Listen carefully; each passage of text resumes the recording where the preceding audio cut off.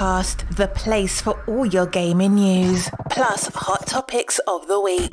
Also, remember to follow us on Twitter at KMega4.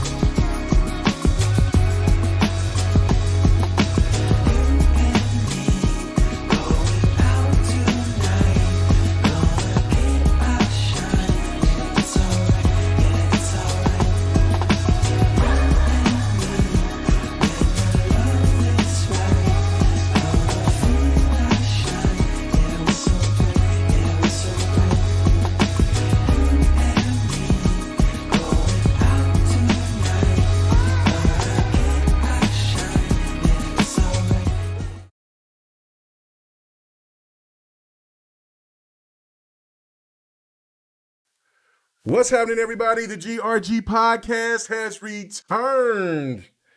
And yes, man, it's been one hell of a week. But you know what? Got to keep it moving, got to keep it pushing. It is, last week was really tough for me, especially the day of, when I was getting everything done and ready for GRG. Found out that, a friend that I've been knowing for 30 some years, passed away, and he was just at the house watching me play Elden Ring just a few days before. Man, that hit me. That hit me hard. So it's pretty crazy. But I do thank everybody who came and said what's happening and asked me what was going on and all of that. So really do appreciate it. So anyway, without further ado, let's go ahead and get introduced to people of the panel. D could not make it in tonight, so X-Man will be here later on. But let's start off first with somebody who is a new member of the GRG team, family. You know what I'm saying? We sit there and talk, collaborated. He's been on here a few times, but definitely, glad to have him a part. He's going to be the guy because I always need that even keel type of person to kind of reel me back in, because if I start going left and everybody else go left, then what's going to happen? I don't know. But anyway, Ham Solo, man, thank you so much for being a part of the GRG team, man. Thank you. How you been? What's been going on, man? Bruh, I'm so happy to not be running the podcast. I'm happy to be a panel member on podcast, because I've been running podcast after podcast after podcast and having to deal with OBS and, checking on the chat, and everybody's, it's a hell of a job, and it's a lot of fun to do. Mm-hmm. But at the same time, I really enjoy these moments where I just kick back and the only thing I have to worry about is if I'm muted or not. Oh, yeah. That's all you got to do, man. It's just simple, plain, just relaxing. No doubt about it. It is a different type of vibe. I mean, yeah, you can do a lot more podcasts just kind of, being a panel member than it is to being a host. Like, when it's going to be crazy, because, again, I'm going to be starting a new podcast coming up here in a couple of weeks. It is now official. The name is kind of weird, because I was trying to think of a name, and y'all didn't even tell me what y'all thought about that name. But regardless, it's too late now. I forgot about that myself. Yeah. So I gave you a thumbs up. Oh yeah. So it's going to be the real random podcast. You know what I'm saying? I like doing things like I do with GRG. You know what I'm saying? Gamers Recognize Games. I just like saying the three letters and then saying the podcast. So, you know what I'm saying? RRP. I just think that's just it flows good just saying RRP podcast. But if people say real random podcast, but that's how the podcast is going to be. It's going to be really random. I hope people will be excited about it. We will do it on, I believe, Sundays. I think that everybody agreed to. So, Like Sunday morning, afternoon. Sunday afternoon, evening ish, after kind of like because I'm trying to try to blend because there's TXR that comes on late Sunday, and then there's the Iron Lords do their thing until the afternoon. So I want to kind of be a tweener in there. So, but yeah, no, that's Oh, when the we'll do Iron it. Lords is Destiny podcast, right? Yeah. So you were saying, and I try Saturdays is just so overcome because I was like Saturdays would be perfect for me and probably most people, but again, it's one of those things where, damn, it's like everybody and their mama got a podcast on Saturdays, and I'm not trying to Yeah, overstep and true. I mean, even though other people will overstep and overlap, it's not. It is what it is, but the point of the matter is that what I'm saying, there's just too many people that like I'm not going to interrupt living split screen. I'm not going to interrupt grown women gaming. I'm not going to interrupt what our boy Everborn, what I'm saying, and Kasante do, and then there's Sega Man and Hebot and them, they do their thing. And then, of course, you got Luca, you got 108, you got all these other people in between. You got PTK Blam. I am not trying to make because I try to tend to have respect for other people's podcasts. And so it's just too many things going on Saturday. So our Sunday is probably the best bet. So that's when we'll do it. I hope you guys will definitely join us. It is not going to. It can be maybe game related, but it's completely different than anything game. If you want to hear primarily gaming, except sometime when we go left. But I think that's going to kind of stop here on GRG because we'll be doing that over there at RRP. So Yeah. The just real random podcast. Can't wait to start asking just other people to come on, give their thoughts about it because that's the whole premise of it is that look, what the topic you want to talk about, we will discuss. And if some people don't want to touch that, then they don't have to. But me, I'm all in. Whatever we want to discuss, let's talk about it. So that's why it's called Real Random. So I hope you guys will come and check it out. Like I said, it's in a couple of weeks. So get ready for that. And like I said, I think I already said D said she wasn't going to be in tonight. She's sick. She's under the weather. So get well, sis. Other than that, man, Robs, you're here. What's happening? What's going on? What you doing? How you feeling? I'm feeling good. She left me with the wolves. Oh, she did. Wait till Sir X-Men get in here. Yeah, it's gonna be real nasty. I already know. Yeah. Let's go. Oh man. Oh man, you made me that chat. That's all I can say. That's pretty funny. Oh man. But anyway. All right, so everything's doing good. All right, so let's just get right into. I'm not into the topic yet. Well, it's kind of the topic because we wanted to discuss it. I want to give my review of what you call it. See, and see, I was recording so much, so I was just sitting there. I probably was looking at something, trying to figure out a scheme or a pattern, or somebody called or something. That's why I'm just standing there like a bozo. I should have saw that so I can cut that out. But regardless, you'll see the rest of me playing this. But I do want to give. I'm going to let y'all go first, but I am going to give like a review since I finally beat Elden Ring this week. Yay. So and give you my initial thoughts, and then while you'll just see gameplay. So of that, I have some other gameplay in there too, but it's mostly of Elden Ring. So you'll see some boss fights, some random stuff and stuff like that. So let's go to you, Robs.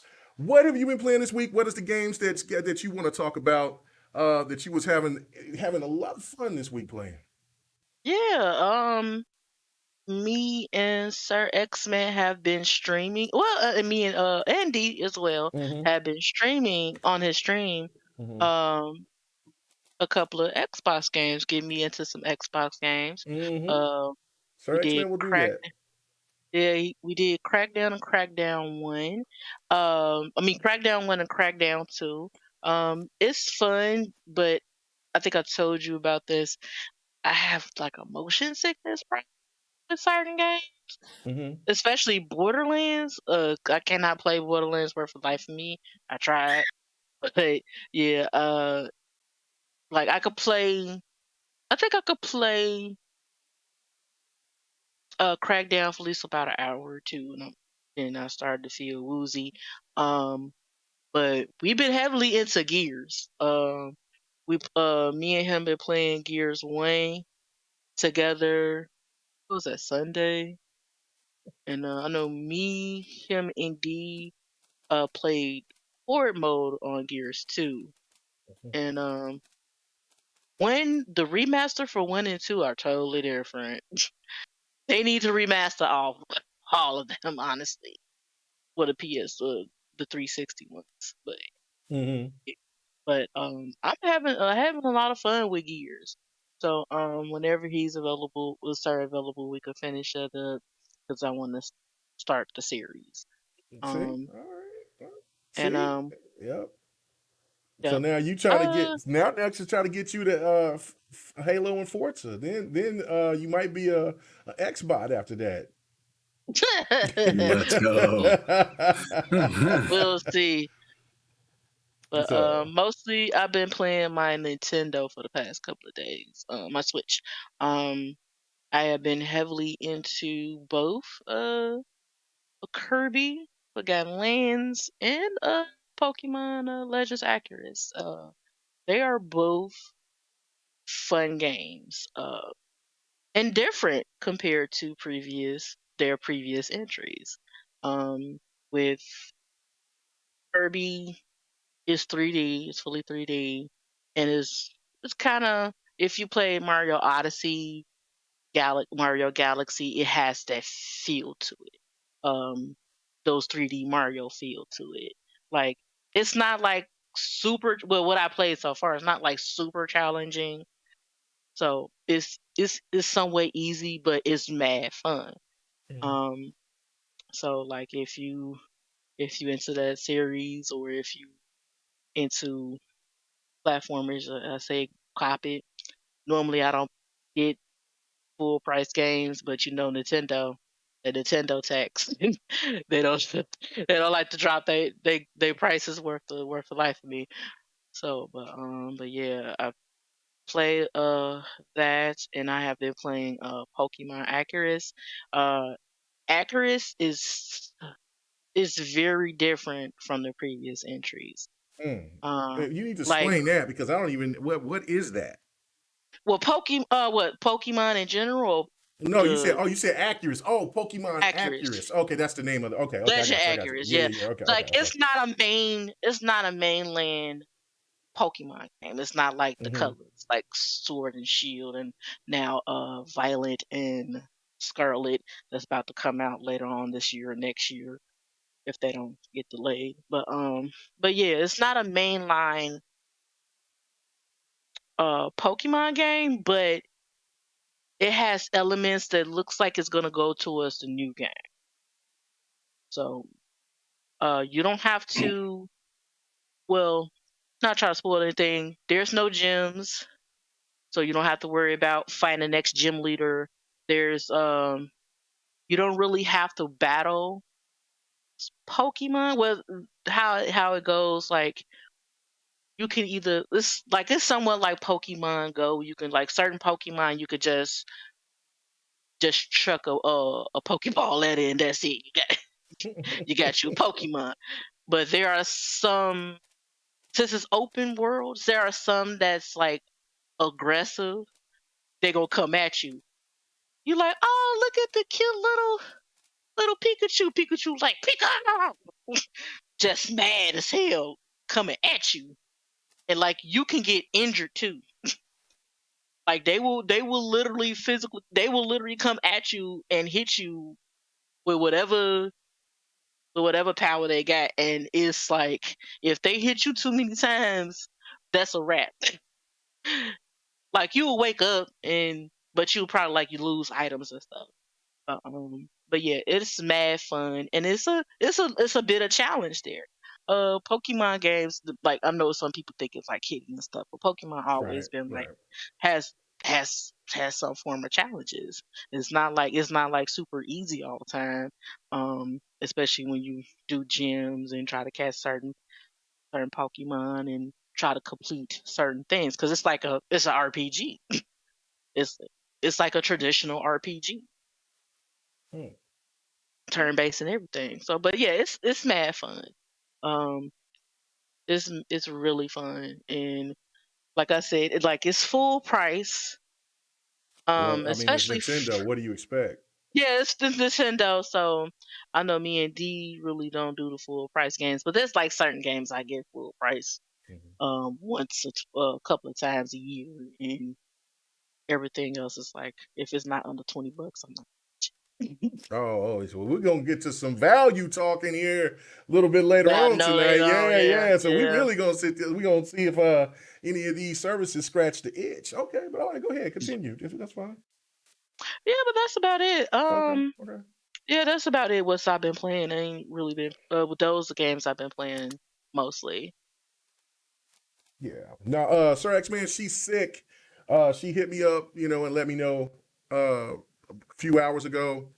She was gonna try to make it, but she just wasn't feeling well. So I just told her, man, just say it's all good. You don't have to force yourself. You know what I'm saying? Just all you gotta do is just let me know. That's all I care about. You know what I'm saying? So, but yeah, no, everybody give the best wishes. She'll be back next week, whatever, things like that. So, um, but yeah, no, we wish her well.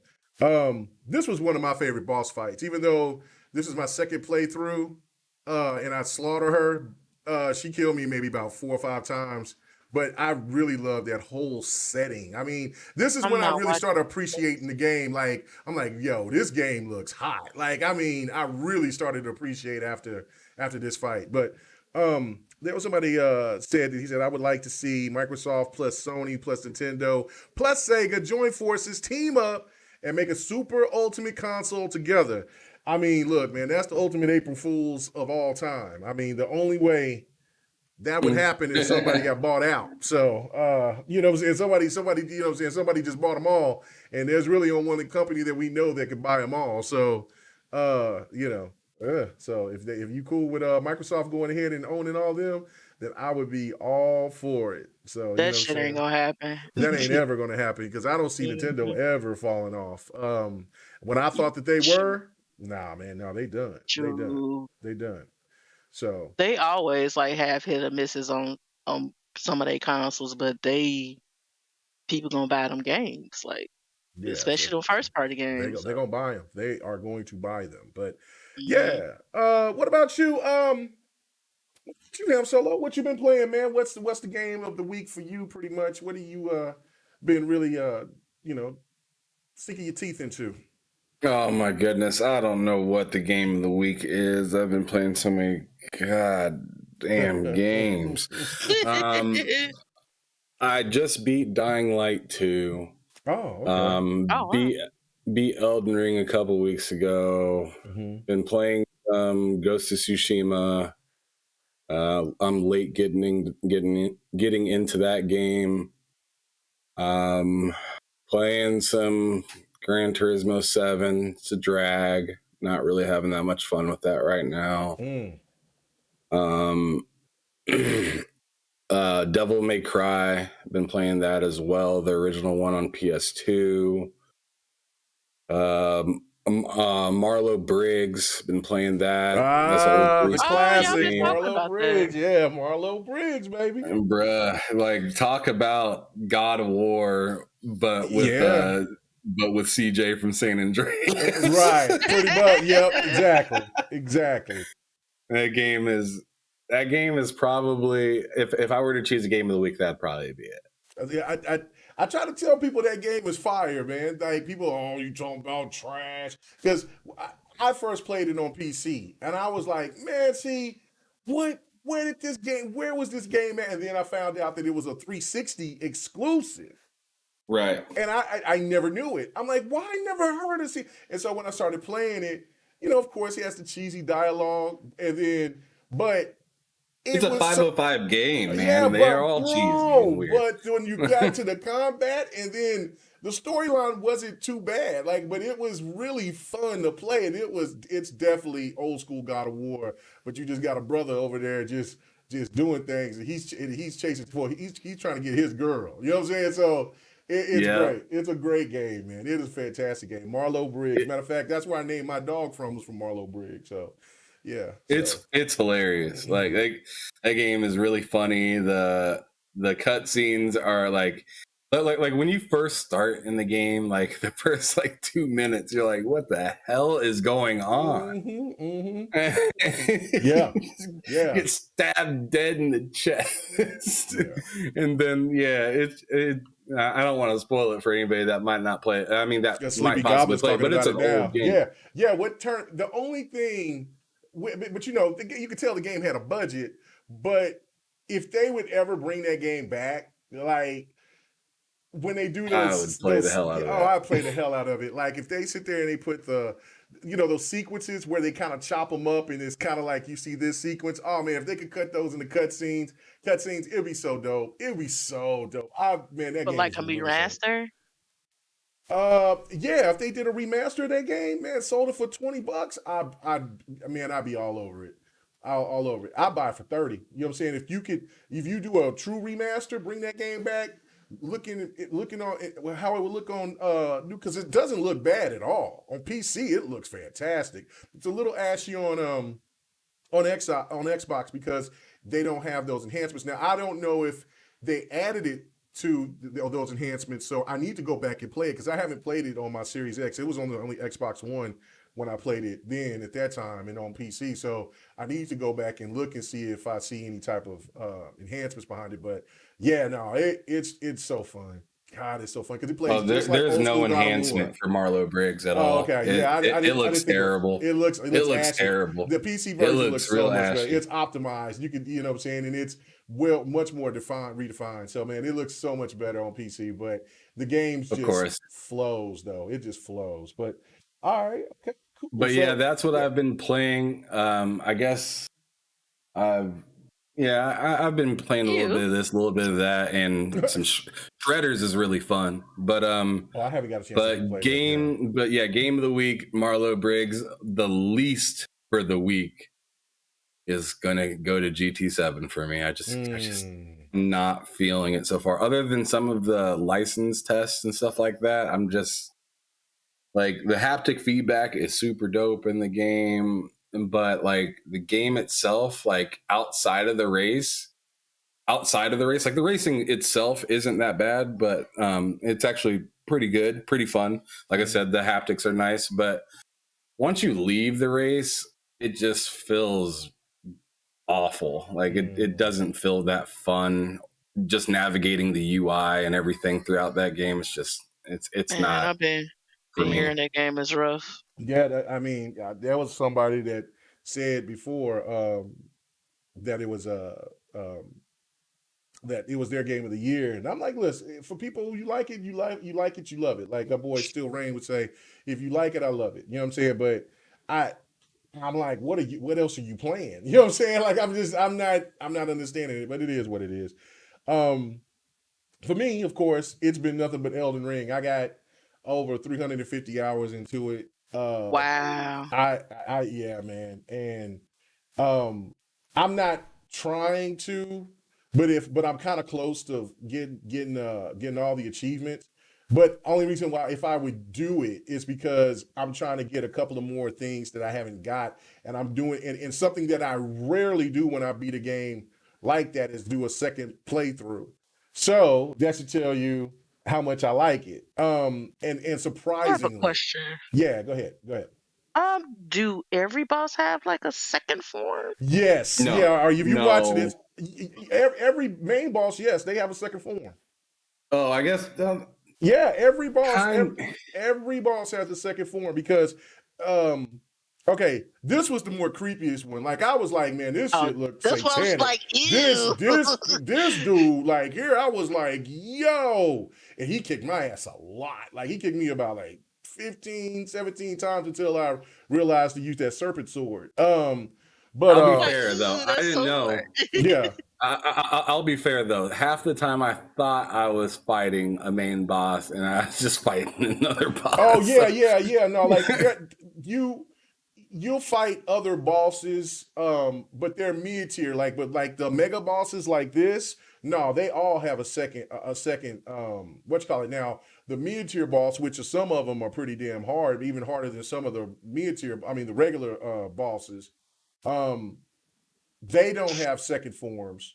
But I don't know. What was the worst creature, the worst enemy for you, Ham Solo in the game? That will be well, for me to fight personally is probably Melania Mm-hmm. Is that the was the chick with worst. all arm? Yeah, that's Yeah, the Valkyrie, the Scarlet Rock. Yeah, just yeah. just her fight style for Oof. my character was just awful. Yeah. It was just awful because I'm an astrologer, and just the way that I built my character, it's just Mm-hmm. like mostly like all magic, and she doesn't give you no time. Nope. She don't give you no time at all. Like so, like if you so on in my game, if I didn't whoop her ass quick enough to get through that to get through that first phase, and I let Mm-hmm. my mimic tier take too much. Oh yeah, you're done. I You're just went done. on ahead and just let myself die. I just went on ahead and let myself die.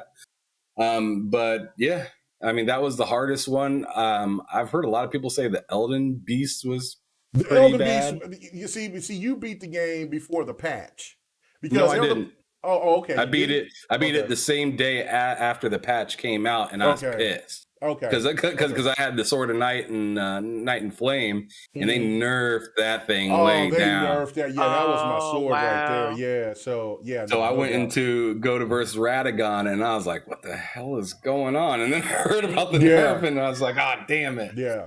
Yeah. No, I was what's up? I was watching Maximilian play last night, and he was playing Valkyrie. Mm-hmm. And I was looking at her playstyle. I was like, damn. Yeah. It took I think he said it took him about 10 times or more. And when she got to the second form, I was like, she this Bro. game is not for me. Bro, like I swear to God, like last week I beat her and it took me 3 days to beat her. Like I played 2 days nonstop, back to back to back to back playing her.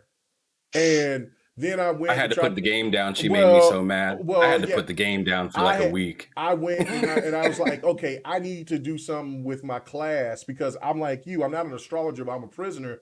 But I like using more magic, and I said the magic situation ain't working. So I said I got to figure out something. So I went and started looking through, YouTube. Thank God for YouTube channels, and they were telling what were her weaknesses and stuff. And they were YouTube is saying that her weakness was like fire and some other stuff. But I was like, Some bleed. yeah, and bleed. So I said, okay, I got fire dragons, but I don't think the fire dragons is going to do too much. So I got an ice dragon. You'll see. I think I got the fight in here. You'll see me fight her, on here in the gameplay. But she don't like cold, and I found that out. And so you'll see what I did. Me and the mimic went to town on her ass. I was like, I said, cold powers unite. And so I kept getting closer and closer and closer, and I almost got her. And then that's when I started feeling. But she at one point, hold on, I gotta read. Yeah, Sir X-Man, you get a chat before. You said GRG in effect, hit those likes and shares, everybody. Yeah, no doubt. We are back. We are back. We are here.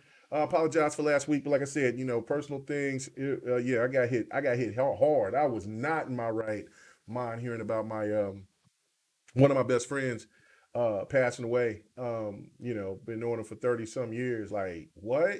You know what I'm saying? So that I wasn't in the right frame of mind. I just needed to reflect, just hang out with the homies and just chill out, whatever. But anyway, Sir X-Man in the chat again. He said I turned Robin into Gears fan. She was talking about Gears earlier, Sir X-Man. So yeah, no, that's all good. It's all good. But yeah, for my pretty much my review of this game, right? So I give it overall 9.3.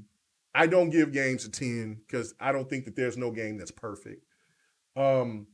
I gave it even less than that. I give it a freaking 8.7. Damn. Because the reason I do that is because some of the basic stuff in the game really pisses me off. Like, okay, all right. Okay, what's like that? like for instance, like aim, like that lock on aim. It's like the worst. You It's can turn the that off. worst. You can turn it off. Well, what I'm saying is I want to use it, but But like I I barely guess I don't walk have by the Melania fight in there. Okay, because it went straight to what you call it? What game is this? This is Ascent, The Ascent. Oh, okay. I love that game. God, I love that game. That game was so good. Oh, it was so good. Anyway, but go ahead. I'm sorry. Damn. So I do got the fight. I did. I guess I was over here thinking like I don't want to overkill with just all, because I got hours upon hours upon hours of game content. So you'll see me. You'll see if you don't see it. You'll see it next week for sure, and you'll probably see it on next podcast because I want to give him some gameplay too. But I got hours and hours of. But I wish you did. I wish I did have the fight in there so you could see when I was fighting Melania. But anyway, go ahead. What was you gonna say about the whole situation with the with the camera situation or the lock on? So yeah, like like let's say you're fighting somebody and you have that lock on aim and you walk by a pillar, you'll lose the lock on. Just simple little things like that where I'm playing Marlo Briggs for the 360 and I can lock on no problem with people. And this is a 360. But now I'm playing something that's for the new consoles and whatnot, and I can barely lock on to something without losing track or whatnot. And you have to disable that like thing to where it like recenters you, which I don't have a problem. At least they made a slider for that. But I just don't like that lock on feature. So that was a big deal for me. Also having to like, I just didn't understand the whole thing of having to farm to get multiplayer. Like I just didn't get that at all.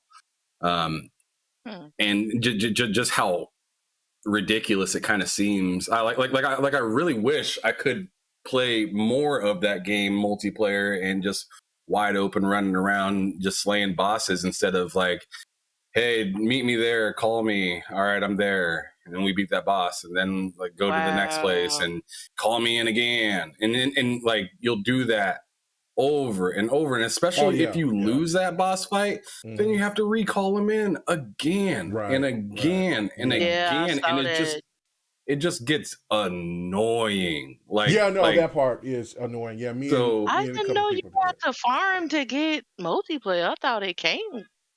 I thought it came with it. So you have to like throw. You know how you like put down your sign? Yeah, those are unlimited. But like as for like using that using that one thing where you have to like wave it in the air to be able to call somebody in, you only get a set amount of those, and you have to craft those on your body by picking up flowers throughout the the game. Yeah, so they're easy to craft, and they're not. They're so dang easy to craft that it makes it feel pointless that you're crafting it, and then. And then you get a set amount, you know, right? But like, I just feel like it kind of kills the progression and like the ongoing of fun when you have to continually put a sign down, have somebody make sure that they're in the same password. They, you know, pull your sign up, and you're just like loading screen after loading screen after loading screen, especially if you're getting tossed up by that boss. So it's just like an extra layer of frustration on it. But I mean, all in all, I mean, like I said, I gave it like a what I say, like 8.7. Yeah, 8.7 because the game was phenomenal, especially for a Souls game. I'm not into Souls games, right? So for me to give a Souls game an 8.7 is freaking amazing because I hated Bloodborne. I wasn't into that game. I thought Bloodborne was cool, but I didn't play it long enough and care long enough. But I mean, I'm just not into those kind of games. Yeah, man. no, I like open world. Yeah, I like open world when it comes to that kind of stuff. And Elden Ring put me in my place when I said I hated a Souls game. They put me in my place, and I like that. I have a question for both of y'all. Yeah. Do you think that 9s and 10s were justified? Okay, when yes. the game came out? Not 10s, but 9s. That's where I was going to go with it because my highest rated game is my two highest rated games is The Witcher 3 and the Mass Effect 2. But now I'm kind of putting the Mass Effect trilogy in there as like 1 and 2, The Witcher being number 1, the Mass Effect being 2. Um, I give The Witcher 3 a 9.6. Um, So 2, you give it a 10. yeah, no. I don't give no games a 10. No, I'm saying that Oh, okay. yeah, right under that is the Mass Effect trilogy because Oh, I okay. think the trilogy just kind of solidified how because when I was you separated Mass Effect by which one you thought was the greatest one, but Mhm. going back and playing the trilogy and then playing also the DLCs that I didn't get a chance to play on especially like on the third one. I didn't Yeah, I'm gonna even go know back that to there play was DLCs and stuff like because I wasn't online gaming back then like that heavy. that. Mhm. So um I that's the next tier and that's a 9.5. And then here comes, you know what I'm saying? And here comes, I'm putting Elden Ring at 9.3. Like, I mean, so it's in high, very, very high regard to me. Like I said, I will not ever give a game a 10 because there's no game that's perfect. Even The Witcher 3, probably my favorite, it is my favorite game of all time. Next to Tekken. And if people know how much I love Tekken, then, you know what I'm saying? Like, I mean, it is up there. Like, so, um, but The Witcher High 3 score was for Witcher 3 sex. oh boy. Anyway, Witcher 2 and Witcher 3. But the problem is The Witcher came out broken. You know what I'm saying? It had some broken stuff in there. The menu system was a mess. So it took them about almost 2 years before they fixed all that. And then I was playing it for the first year, stopped for a little while, then came back 2 years later and then finished the game. So when this new version that they're going to come out with, or not version, but this enhanced version that they're going to come out with this year, I'm going straight through it, all through it, so I can probably might raise it up to 9.7 because it's going to have all the bells and whistles and everything like that. So regardless, but that is my favorite game of all time. Um, this game here though, I'm like you, Ham Solo. I can't stand the Souls games. I had 2 of them. I got 2 of the games on Xbox Live. Tried to play them. Was like, ugh, this game don't even look that good, and I'm not even playing. I'm like, this is garbage. I can't do it. I said for other people out there, that's cool. It ain't for me.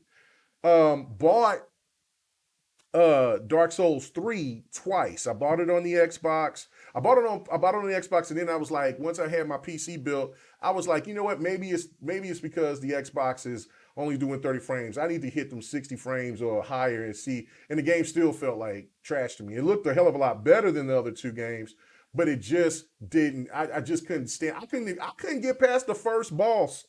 The first, and I don't think he was a boss. I think he was now playing Elden Ring. I think he was just a mid boss. He was the first. He was the silver knight right when you see him in 3, and I couldn't get past him. And I was like, okay. And I tried for I don't know about 4 hours. You know what I'm saying? I kept going back, take a little break, come back again, still couldn't beat him. I was like, all right, cool. Bloodborne, I liked. Sekiro, I liked. Just never beat those games. And so I just didn't have a feel or want to for those games. I'd rather have Ninja Gaiden. You can give me a hard game because I play my games on harder difficulties. But I need that control. But what won me over or what considered me to get the game, because I wasn't going to get it, was that not only like So Shady and other people that hit me up and say, "Hey man, just give it a try. I really think you should give it a try." It was the open world aspect because I love open world games. It's funny that people are starting to love open world games again, which that's a whole nother topic for a whole nother day. But that the open world, and I was like, if I can use the strategy like I do with all open world games, I go out, I go venture out, I build up, and then I start kicking ass. I think I might give this game a chance. Now, of course, with this game, you might venture out too far, get your ass beat, then you got to run somewhere else to where you where you got a chance, and then you get in and do it. And so, but it still was giving me the progression that I can work with. And then lo and behold, I just don't know. It just something just gravitated to me to where I really enjoyed the game. And then it became a challenge. Like when something beat me and I knew I couldn't get it, I'm like, I'm gonna come back and I'm gonna get your ass. I'm just gonna have to get ready. So I may have came back for maybe about a week, but when I came back, I was ready. I knew I had the skills to beat him, like that Sentinel. The Sentinel was like the first thing that made me realize, okay, maybe I could play this game. Then it was the dragon, when you first see the dragon, and then I'm like, when I killed that, I'm like, okay, all right, and then just progressively moving forward. The game, I have to say, because at first I was like, man, I got 70 hours in here, and this game it's not bigger than Assassin's Creed Odyssey. Assassin's Creed Odyssey is one of the biggest open world games I've ever played in my life, ever. Massive, massive. And The Witcher 3 is massive, but Odyssey is bigger than that, 2 times bigger, I would say. And so I'm like, nah, this game ain't. But now, after knowing all the secret levels and the underground levels and all that other stuff, dense. It's a very dense game. And the fact of it is, this might be the biggest open world game ever I've ever seen, I've ever played. If it's not tied with Odyssey, it is damn near close, or it just got it by a nudge because it's so dense, like you were saying. So to me, yeah, but you know how I am. You know, if you paying attention to me for all these years, from what I say, I like games to give me my money's worth. So I'm like, oh man, I paid $60 and I got all this goddamn content. I'm like, and then I start falling in love with it. Then when I started playing, then I got to some of the serious bosses, and like when you see when I was playing against the witch, the sorceress witch, then the game started looking beautiful. I started seeing the power of the graphics, and then I started just getting into it, and then I started understanding how to make my character move faster, you know, be more responsive. I fell in love with it, and then I just cannot believe I fell in love with a Dark Souls type of game. But this is the catch, though. I will not buy Dark Souls 4 or Bloodborne 2, but if you do an Elden Ring again, I'm on there day one, deluxe edition, collector's edition, whatever that is. I'm on it, because I just don't think that game is going to give me the same type of jubilation. Those games will give me the same type of jubilation as what Elden Ring brought me. Now it did add me to another genre that I never thought that I would ever get into. So I give From Software that. But yeah, no, I definitely get it. Now my nitpicks on it is the lock can be a little bit annoying. I totally agree with you on that. My biggest nitpick is, you watching me play Yakuza? Yeah, like, yeah, Yakuza cold blooded. Hey, shout out to Xbox getting Yakuza. I only played it wasn't even a Yakuza like this. It was like a samurai type of setting with the Yakuza on PlayStation 3. Like, I didn't really get into the Yakuza because I was like, why does this look different than all the other Yakuzas I played? I mean, like, but it was only one that was set in feudal Japan and all that anyway. So back to my point so I can finish that so we can get into our topics finally. But yeah, my biggest nitpick was that for newcomers like me, I had no damn clue where to go. Like, I wanted to learn, I want to know more about the lore. I want to do side quests. And I did quite a few side quests, but then now on my second playthrough, I'm like, oh shit, I didn't even know that this could turn into a side quest. So I hate that they kind of came into this thought process, was like, well, everybody who's played these type of games kind of know what's happening. Well, you attracted so many other new type of gamers to your game. How about you give us a little break? Give us a break. You know what I mean? So that was my biggest nitpick, because I did things so backwards, because I didn't even know when you did the light, you know, when you do those when you save points pretty much. I didn't know that you followed that little wave. I fought a boss I was not supposed to fight until after I beat the dude in the sand, the dude that was married to the chick that was the wizard sorceress. I didn't know. I had no idea. I was over here fighting shit that I was not supposed to, and I'm over here fighting. And then I fought the damn clergy thing. And he beat my ass, but I did kill his minion, that damn gargoyle. I was just doing just wild shit and didn't know what I was doing. I just was doing it, so I hated That's that part about exactly the how I game. was playing it. Yeah, because I it had just no idea what I was doing. I was just going what was going around on or where to go, and taking then, on. yeah, I did get lucky and kind of what's the first story that made me get to understand their logic with their side stories was the one with Maleficent, I think that's her, whatever her name. It was about getting the golden needle, and this girl had scarlet rot, and this old wizard in his shack, he was telling you, hey, you got to get this needle, and it's out here in the middle of the scarlet rot, and then it's like one of the damn hardest bosses is that general, whatever his name is, and he got minions and shit. So it took me a while to figure out how to get to him and kill him, but when I did, I followed that quest line, and then it helped me to figure out the Ranny story because I'm like, oh, this is how you got this stuff flowing. So, but by the time that I got finished with that side quest, there was other side quests that I completely didn't get. Because when I went to the Kings of the Round or the round table or whatever, motherfuckers just started dying, and then I'm like, where did they go? What happened? So yeah, so that's why I'm doing my second playthrough so I can get a better understanding of the game. So like I said, I give the game a 9.3. I think it's definitely worth the try. If you are a person that feel like, nah, man, that's just not my type of game, like you were saying, Robs, I would tell people to definitely get that game on discount. If you got Xbox points or PlayStation rewards or whatever the case may be, or whatever, man, go ahead and spend those rewards, get it for about $20, and then take your chances there, or just wait for a sale. But I am not mad about my purchase, and like I said, me beating the game just kind of solidified that, yeah, I can play all types of games. But the sad part is that game had me at some points when I was fighting the Valkyrie, and when I was fighting that fat ass Puff the Magic Dragon Elden Beast, it made me kind of question, could I still game?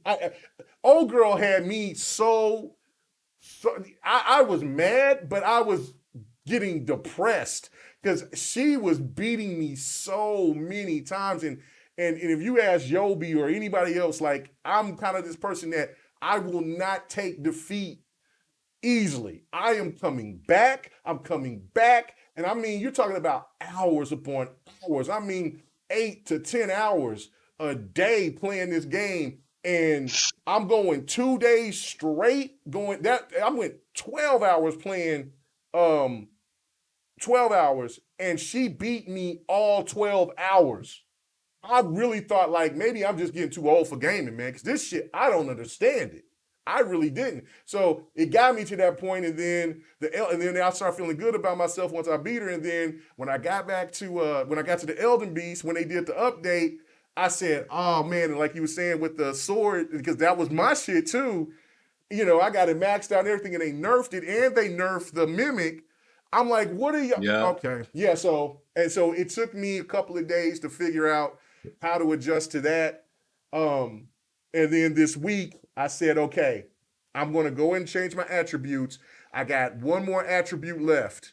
And so I went hard body, used that blood edge sword, brought my blood summon, the dude that got the what else, a chick, and she's got a blood summon, which knocks off a whole bunch of energy. And then I went to town, and when I seen that I could get him, I was like, okay, Puff. I called him Puff. I said, Puff, you gonna get this work. And I got his fat ass. So it was all good. But anyway, yeah, I know I was long on that, but that's my review of it. I recommend it highly. Damn, it's another genre that I'm going to be into. So that's I tell you what, K Mega. Yeah. I tell you what. If they come the Mimic out is still good though. It is. It's still good.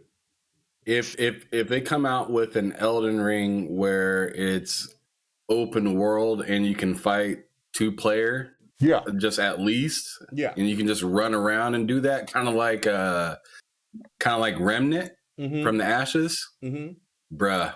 Oh yeah. You can holler at me. I'll be on that ultimate edition. Anybody can holler at me because, like I said, I'm good now. I'm tearing shit up. I'm level. I've sit there, and after I beat the game, I said, you know what? I'm gonna farm. I'm gonna really farm because I got that one crazy sword that you get from the Elden Beast, And so I went in there and I farmed until I got like 7 million rooms. And then I just boosted my shit up. So I'm good. Like, so if anybody needs help from me, hit up K Mega on Xbox. You know what I'm saying? I got you. You know what I'm saying? You need help with a boss, I'm gonna sit there and I'm gonna help you, man. I got you.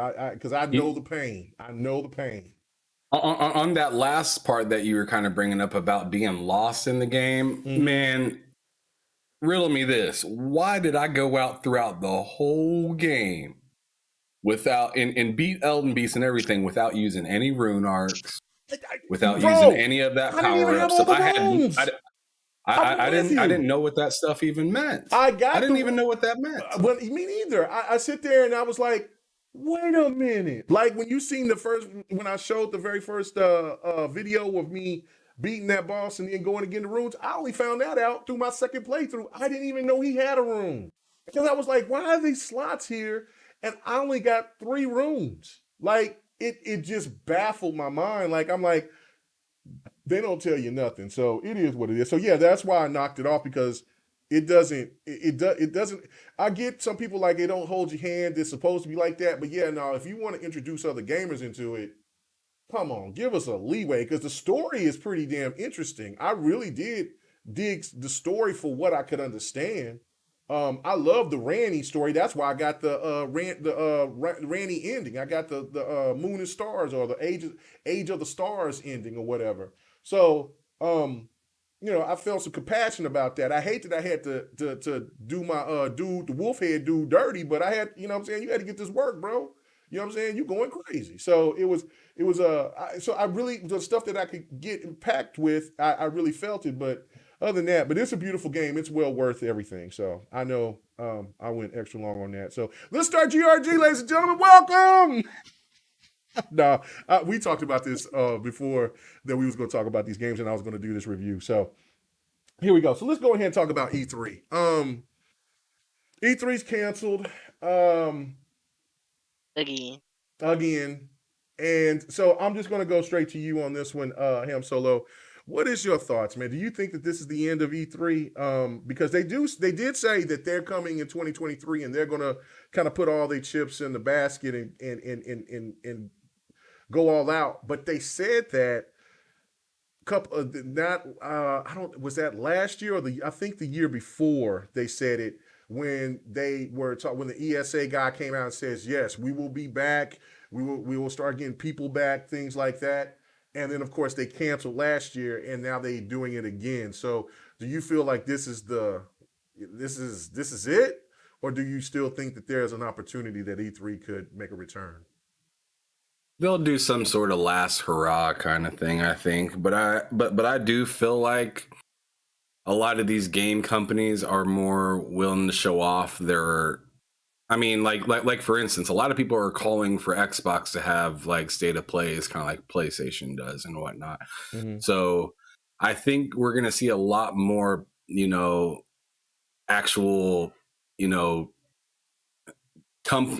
these console companies coming out and just straight up like, this is what we got. And I mean, PlayStation's already done with E3, right? And yeah and Xbox is looking like they kind of relied a lot on E3 before, but the fans are like kind of tired of relying on E3. So I feel like they might make a move themselves. And Nintendo's just, they're just down with whatever. I feel like they don't care either. Yeah, they kind of like started the digital conference. They kind of kicked it off. So I totally think that their time is limited, but I think that for fans' sake, they don't want to go out like this. I mean, kind of like Trinity in the Matrix said, not like this. Not like this. So I think they'll do one, at least one last hurrah, or they will restructure the living hell out of it, and it'll be something that it wasn't before. Okay. All right. What about you, Robs? How do you feel about this? Or you think that E3 is going to be out of there, or you feel that, like, you know what, there's still opportunity for them to still stay around?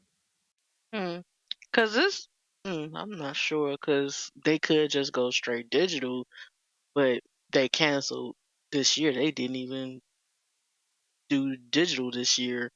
But yeah, um,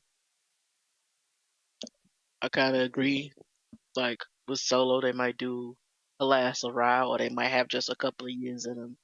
But companies mainly, a lot of companies mainly been doing their own thing. Like I said, Nintendo started it, then they got success with them doing their directs. Like then, like you said, PlayStation hasn't really been doing E3 for a while, and they've been doing their state of plays or their experience. Um, look like Xbox is the main one, and other developers been doing E3. And Xbox had did a conference, I think recently. What was that like? Was it late last year, early this year? They did a conference. Well, they had the VGAs pretty much. They kind of using the VGAs now as leaking out informations. But no, they I don't know when was that they had something during was it the summer?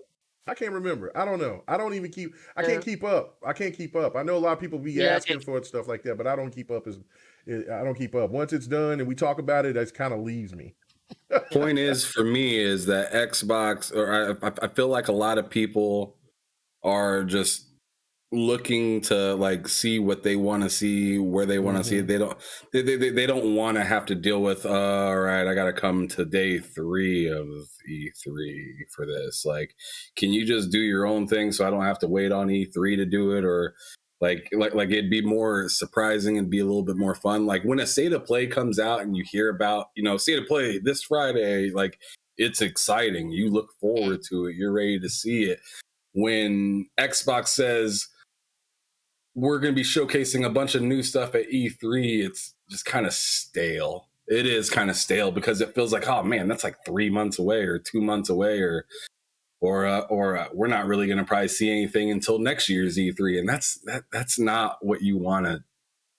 That's not what you want to like sit around and wait for. Is like, all right, this E3 just got over. Hopefully next year they show off. What is it like next year? I hope they show off like Avowed at this next E3. Like, how about we just get like little nitbits and like just tell us a little bit about.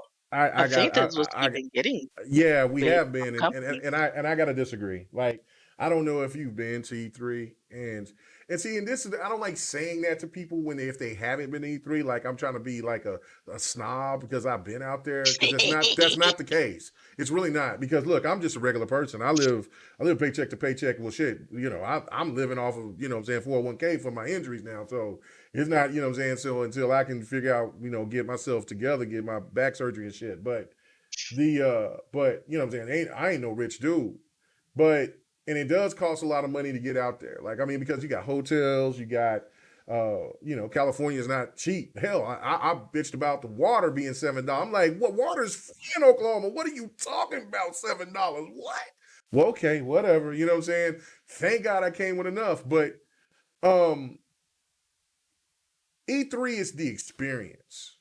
Do you Um have to pay to get in there? Sorry to cut you off. Do you have to pay Yeah, to get in you do too? gotta you do gotta pay to get into E3. Since they got into now there are, but see, this is the thing too, is that like when you go in and try to go in as media, Hmm. which I've got media, I've now gotten to the point to where I am media now, finally.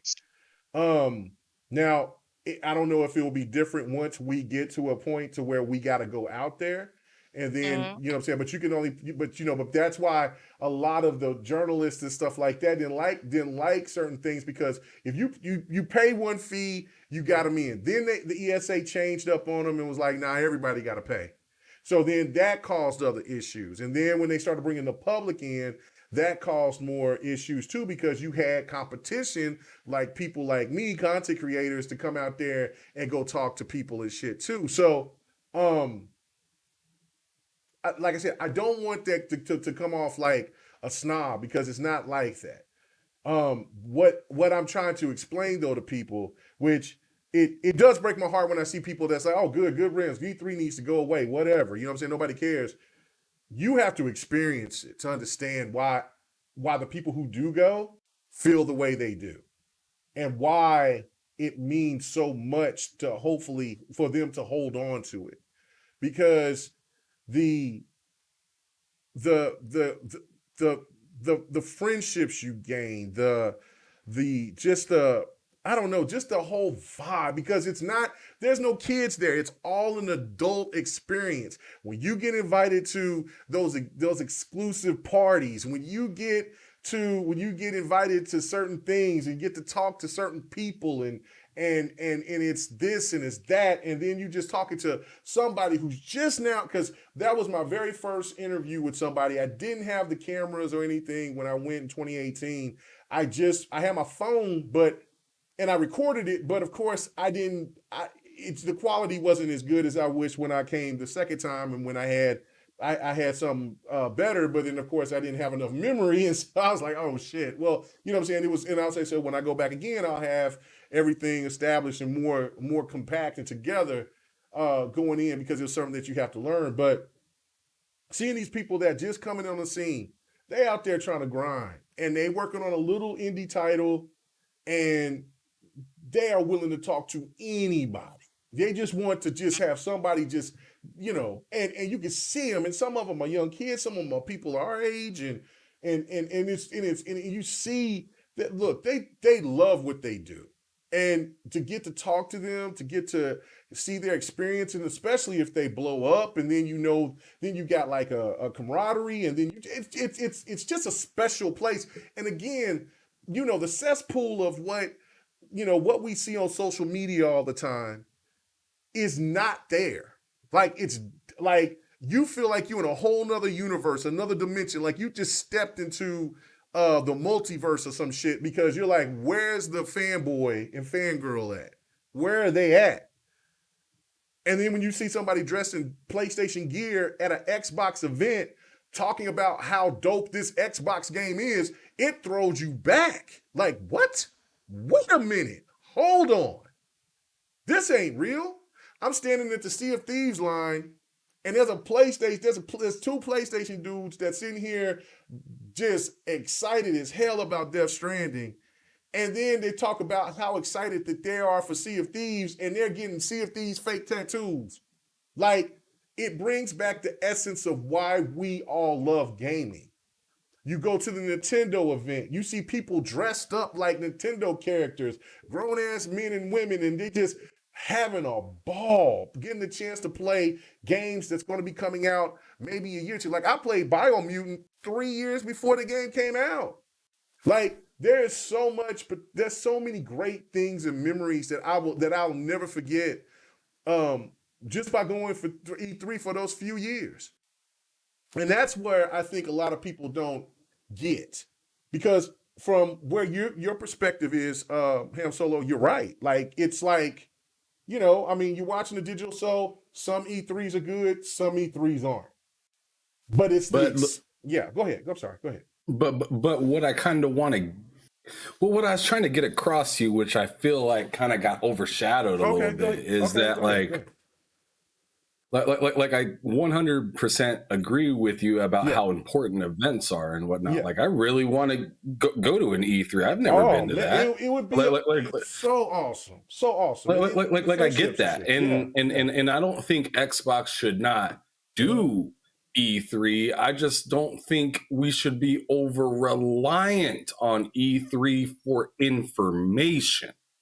I want information about some of the games that are coming out this year a little bit more. Like I understand this game was awful, but like Crossfire X was painful to go through all the way to launch just to get information about it, and then I get in and I'm like, ugh. Like, just more basic clarity on stuff would be great. Not having to like rely on a YouTuber that got a copy of the game. Like, can you please just give me, like, even if the game is awful or if the game is pretty good but not great, can you give me some context about it? Can you play?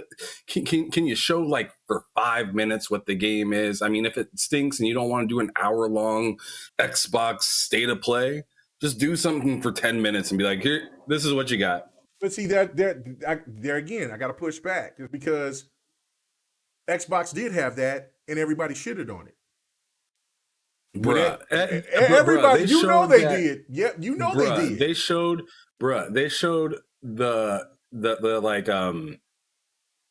like trailer to pretty much the campaign at that Game Awards. And that was about it. They didn't show any gameplay. They didn't sit down and say, "Hey, this is No, I'm gonna be talking about this." the Xbox event that they had that everybody said they hated because they didn't show enough of new games that's coming 2 or 3 years down the line. They didn't want to hear developers talk about their games and things like that. They didn't know if they wanted a state of play or a mini E3.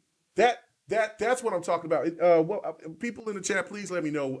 Remind me of what I was the think name of that that. was the event I was talking about. Yeah, And, it's the and Xbox another event that they just shut it down because people just bitched about it too much, and now y'all asking for it back. Y'all don't make any sense. no. What I'm saying is, wow, we had so much clarity last year. Mm-hmm. All like it felt like every month we heard a couple crazy things, and that was like coming soon, and like coming to Game Pass, and the E3 thing definitely like lit the fire like crazy. Mm-hmm. So I mean, yes, it's early in the year, but I'm just kind of shocked about how Inside Xbox, little thank they've you. been talking, compared to Because they're just being last smart. year. They're being smart this time.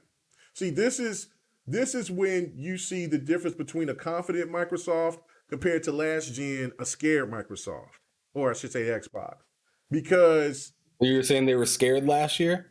last Because they seemed pretty damn confident whenever I seen anything about Xbox. It was confident. Yeah, I mean, we're only a year and a half into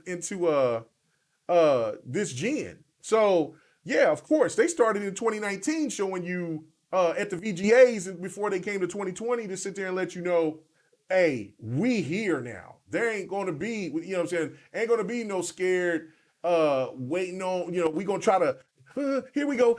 We're showing you we're gonna bring some game. No, they knew then when they had the Series X dropping or getting ready to drop.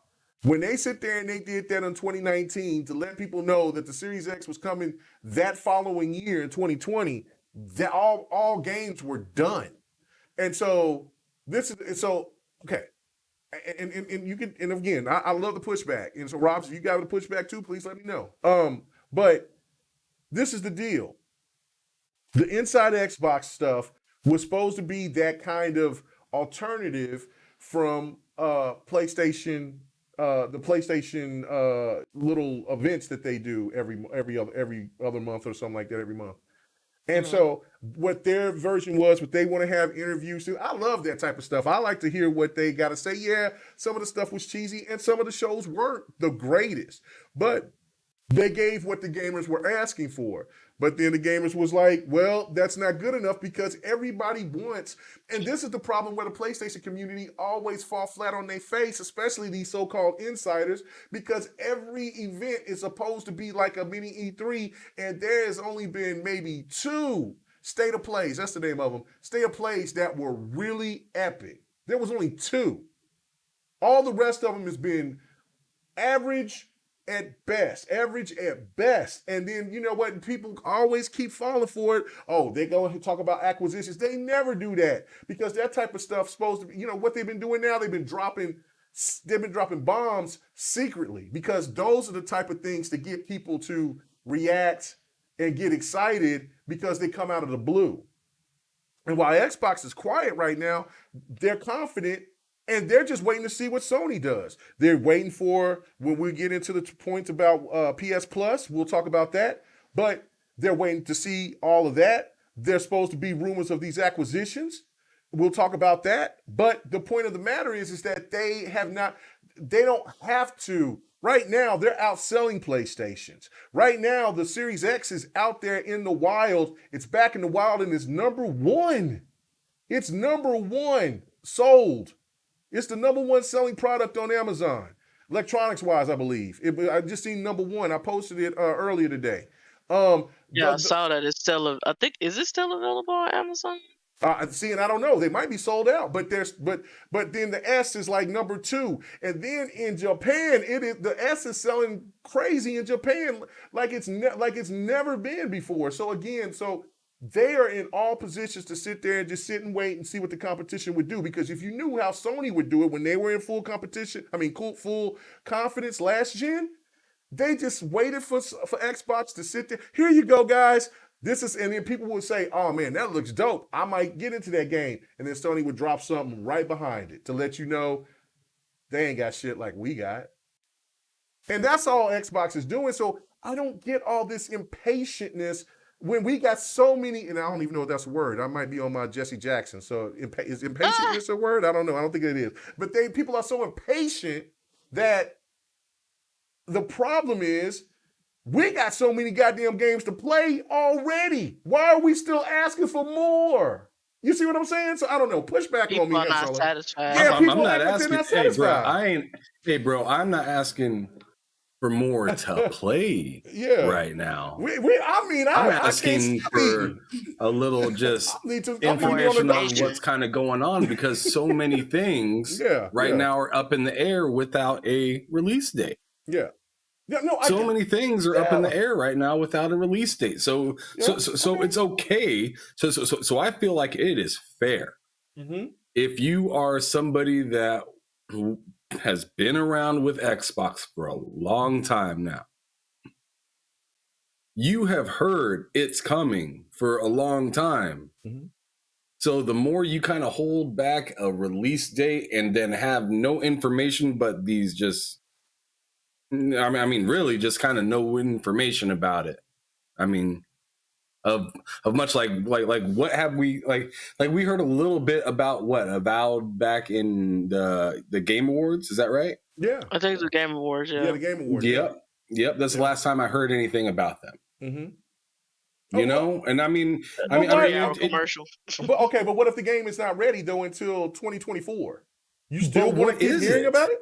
But what is the game? What is it? It's an RPG, first person wizardry game. Listen. What game are you talking about? Avowed. It's and that's kind of my point right there. It's just there's so little information. There's so little information about this stuff that I feel like it's going to come out kind of quick when it could have got a following a little earlier by pouring a little bit more information out of just what it's going to possibly be. No, I got you. But this is the problem though. Is why we still don't know what Starfield's going to be, and that's coming out in November. We know what it. We have a good idea of what it is, but we don't really know the point of anything. No. You're totally right. That's why I will not come out and proclaim Starfield. I will theoretically say, because everybody that I trust keeps telling me Starfield is going to be the real deal. Well, I gotta see. And I ain't gonna lie to you. You gotta show I've never me been this first. excited for. I've never been this excited for a game I ain't seen nothing about. Right, bro. And I've done not me. Fabulous job marketing. Right. Yeah, no. Yeah, I am still on the fence because I don't know nothing about Starfield. I'm excited, but every other day, I start to get a little mad that I'm excited about something I don't know anything about. Right, so it's like a constant battle. Like one day, I'm like, oh man, especially if I see a picture or something on Twitter that just looks nice, or and it's talking about Starfield, or that recent video with them talking about it, the passion felt like it was oozing outside of the people that were talking, like it was dope. It was dope, but right. No. Look, the anticipation is there. The you know what I'm saying, the pedigree is there, right? You know what I'm saying? But again, I am not going to sit here and cap for it until I need to see more about it. So when Xbox reveal it, they will. But maybe, just maybe, Xbox is playing the role what PlayStation does. They're probably waiting and saying, you know what? We'll show Starfield when they show God of War, because they feel that confident in that game. And the one thing that makes me only think of it as it could be that killer IP.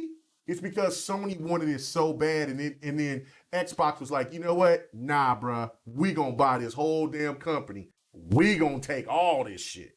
That's why that's one of the biggest reasons why I'm like, yo, this game is like this. But then again, a game that I'm gonna be getting here a little bit later, tonight, Ghostwire Tokyo. I'm anticipating that, but that game didn't even hit the top 10 on what you call it, the UK sales or whatever. But I mean, that's the type of genre. But see, I dig that type of game because I've sold it a million times. That it reminds me of an old Sega CD game called Supreme Commander. So a Supreme Warrior. So I'm like, I can't wait to get my hands on that game. But I would have to beat Elden Ring first. But so that's the shortfall. Because remember, everybody was capping for Deathloop. You don't hear nobody talk about Deathloop no more. You know what I'm saying? I mean, it won a lot of awards and all of this, but so I think that Xbox is holding their shit close to chest. I think that the roles are reversed to where Xbox don't have to show anything first. They they feel so confident about what they do in this gen so far in the beginning of this gen that they're like, PlayStation, show us what you got. Because they ain't showed God of War yet either. You know what I'm saying? They showed a little clip it, you know what I'm saying? Whatever, and that was it. So this game's supposed to be coming out this year too. So you know what I'm saying? So again, I'm not saying that you're wrong to a certain degree. Because I understand, we all live for this type of stuff because we're gamers. But Phil Spencer made it clear to everyone he is not going to do what he did with Scalebound and what he did with Crackdown 3. He is not. He is not going to do that. He is not going to sit there and put his neck out and put the studios that's making these games neck out to have these games be talked about 3 to 5 years later. I mean, before these games come out. And then, boom, here we go. Because, case in point, I hate to say it, Halo Infinite is going through that now. They showed that back in 2018 or 2019. They showed that in 2019. And, everybody's anticipating. They gave a date. That got pushed back. Okay, gotcha. The game was supposed, they were all in type of different disarray. That came, things didn't, Halo the game itself is amazing.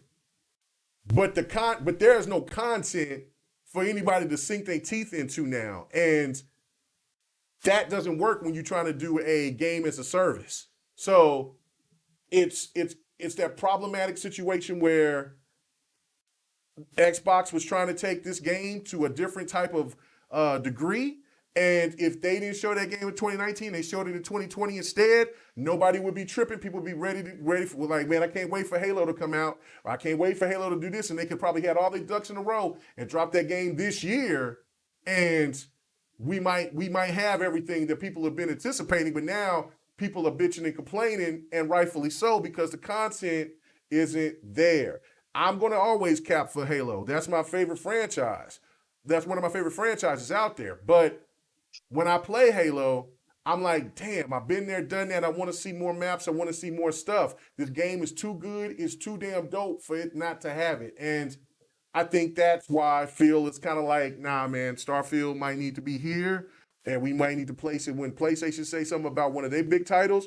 Or maybe Starfield might not. I don't know. There's a lot of possibilities to everything. I just personally am not a person that feels after Xbox gamers themselves killed inside Xbox, keep on asking to be alerted with news because, there's games to play in between. I don't know. Robs, you agree or disagree with me? Yeah, I agree that there are games people have been impatient. Yeah.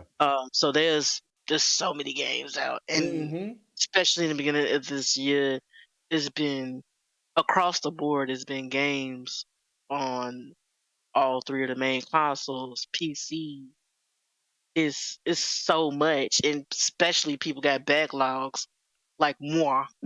Right. Everybody I know has backlogs. I mean, him Yeah, solo. I know you everybody got a got a backlog too. backlog. Yeah. Yeah, like, Everybody and I know I has play. backlog. You know Yeah, I what I'm play saying? JRPGs, and them things be like 60 to 100 hours or more. Mm-hmm. Mm-hmm. Like you just did Elder. You said you just was playing 350 hours of Elden Ring 350. Yeah, I'm probably going to and be. planning to pay more. I mean, right, and I'm going to play more. I might hit what you call it status, and I didn't think I could do that. Like I'm going to probably hit shit. What's the name of that game? Damn it, I played it the Inquisition. Damn, the EA game. Some Inquisition. Oh, I can't think what of it is right it? now. It's on the tip of my tongue. Yeah, I Dragon can't. Age. Dragon Age Inquisition. I put damn near 500 hours in there. Got Witcher 3. I damn near put 500 hours in there. I'm probably gonna hit those same numbers on Elden Ring, and that's Yeah. crazy to me to think about. So, And I'm a Destiny player, so right. I got like Oh, about you got about 1,000 1,000, hours. 2,000. Yeah, y'all some maniacs over there. If y'all love Destiny, y'all some maniacs. So I just feel like that Go ahead, there bro. could be. I just feel like there What up, could be Xbot? like if you really want to use, like What up, Dragonheart E3 as like Yogi? a main platform to like throw your like big bangers and content and stuff like that out, What up, it would Pong? be kind of cool to hear about some of these other games that is ID at Xbox and whatnot, like Sleepy was saying in the comments in the chatter. Yeah, he said quarterly would be fine, but Inside Xbox tried to do something monthly. Mm-hmm. Mm-hmm. And yeah, I can 100% agree, bruh. Monthly ain't gonna work. No, because then you're just giving me. Then you're just giving me stuff that either I already know and am probably sick of talking about. Mm-hmm. But what I'm just looking for is just something to get a little hyped about, And right now, I'm hyped about the end of the year 100%. Like, come on now. Like the end of the Holiday year is going to season. be crazy. It is. Especially if Stalker comes out and Stalker supposed to got delayed because of I know, but Yeah, I'm just being wishful. Just being wishful. Everything getting Because delayed. I'm pretty sure that whole thing, but I'm pretty sure they moved their studio too. Yeah, they moved it to Poland. Right. So who knows what they're up to? Like, right. I'm just gonna have wishful thinking with that, because that was my most exciting game before they got delayed, like right after they announced that they weren't doing the NFTs and stuff like that. That was my most excited game coming into this year. Yeah, no, it looked really dope. Yeah.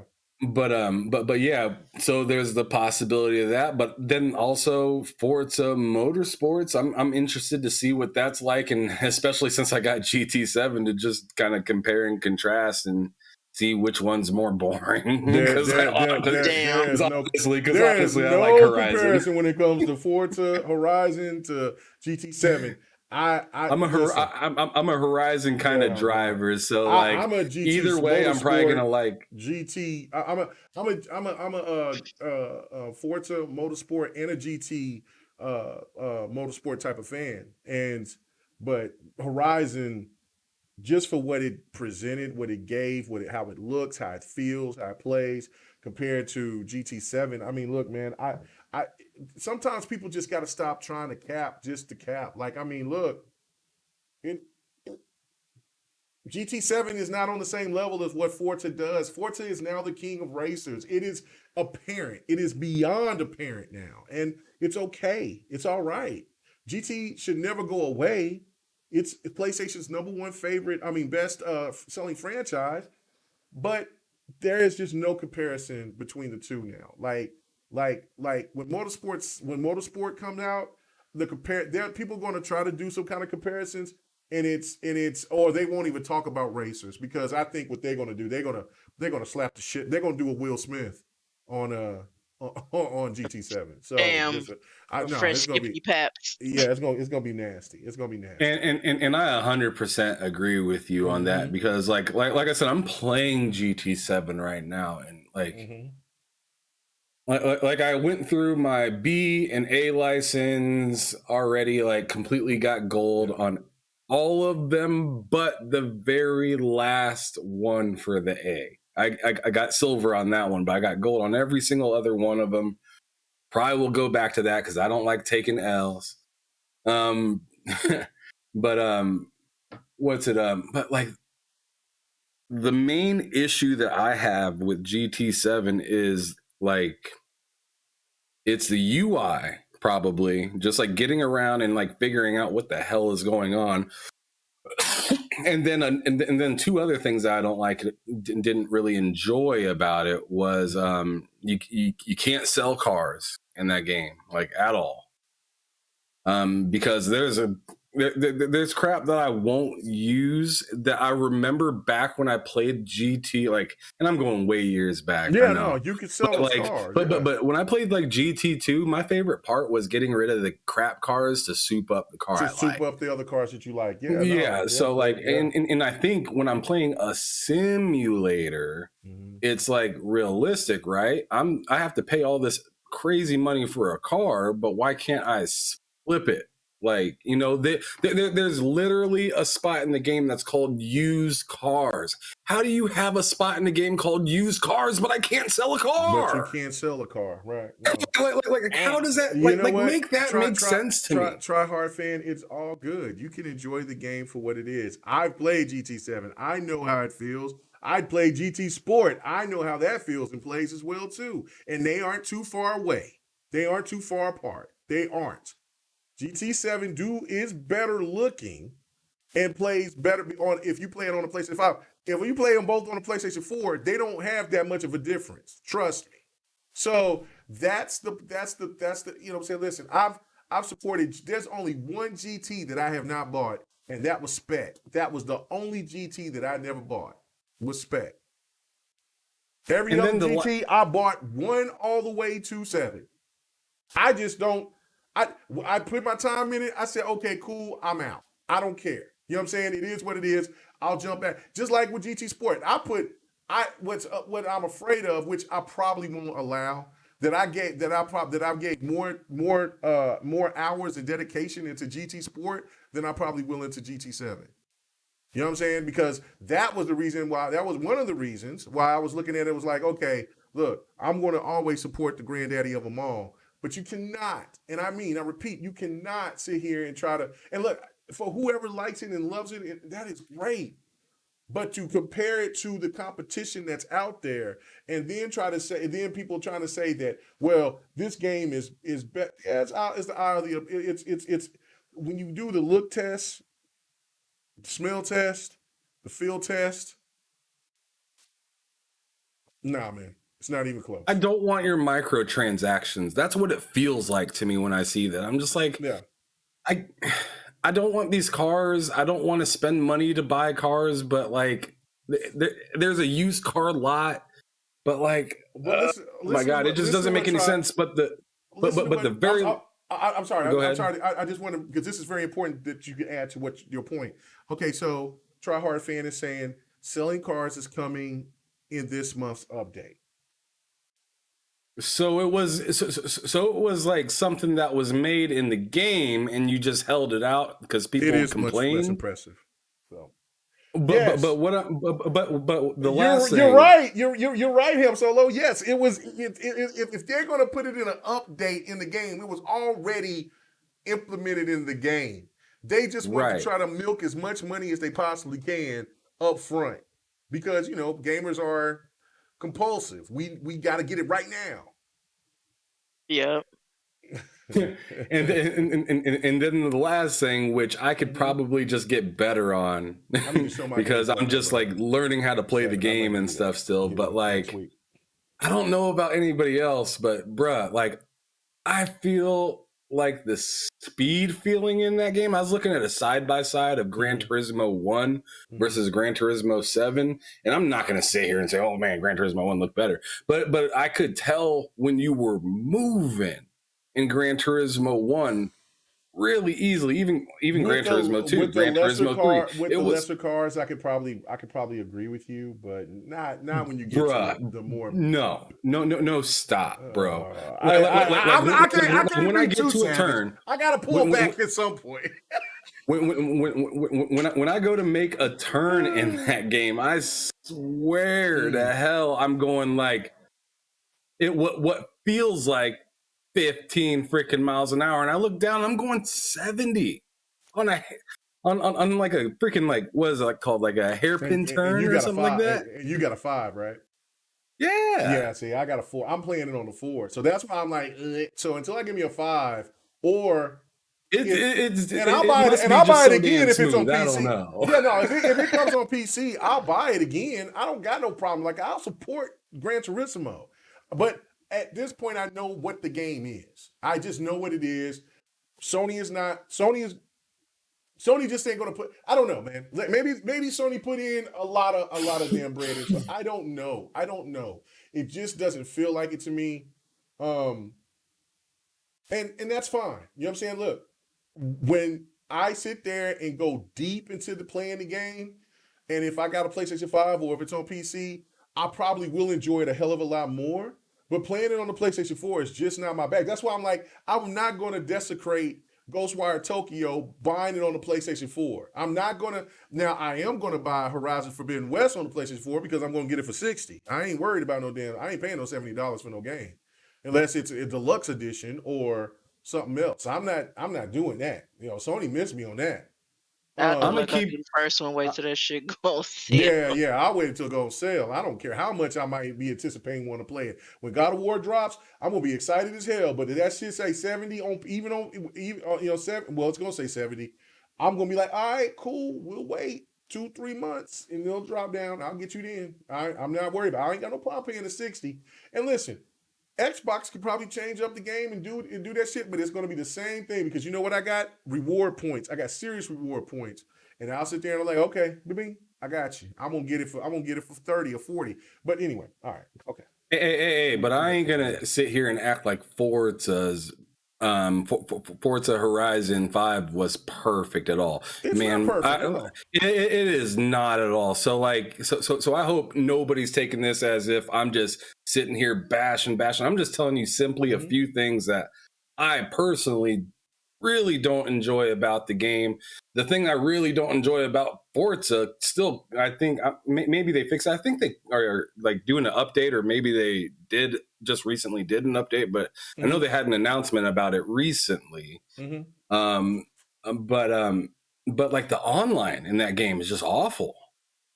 Like playing with your friends and whatnot, it was really. It was, but I haven't played it in a couple of months. Bad. I haven't played it in a couple of months. I was sitting there, I was admitting that because when Halo dropped, like everything gets dropped. Like when a Halo game, I'm gonna play the Halo game, and then I was playing Forza for a hot minute.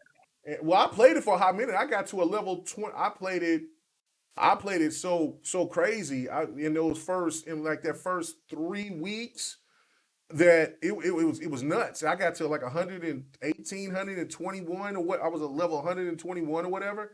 Then when Halo really kicked in on what, I'm like, oh no, I'm on Halo, and so beat the story.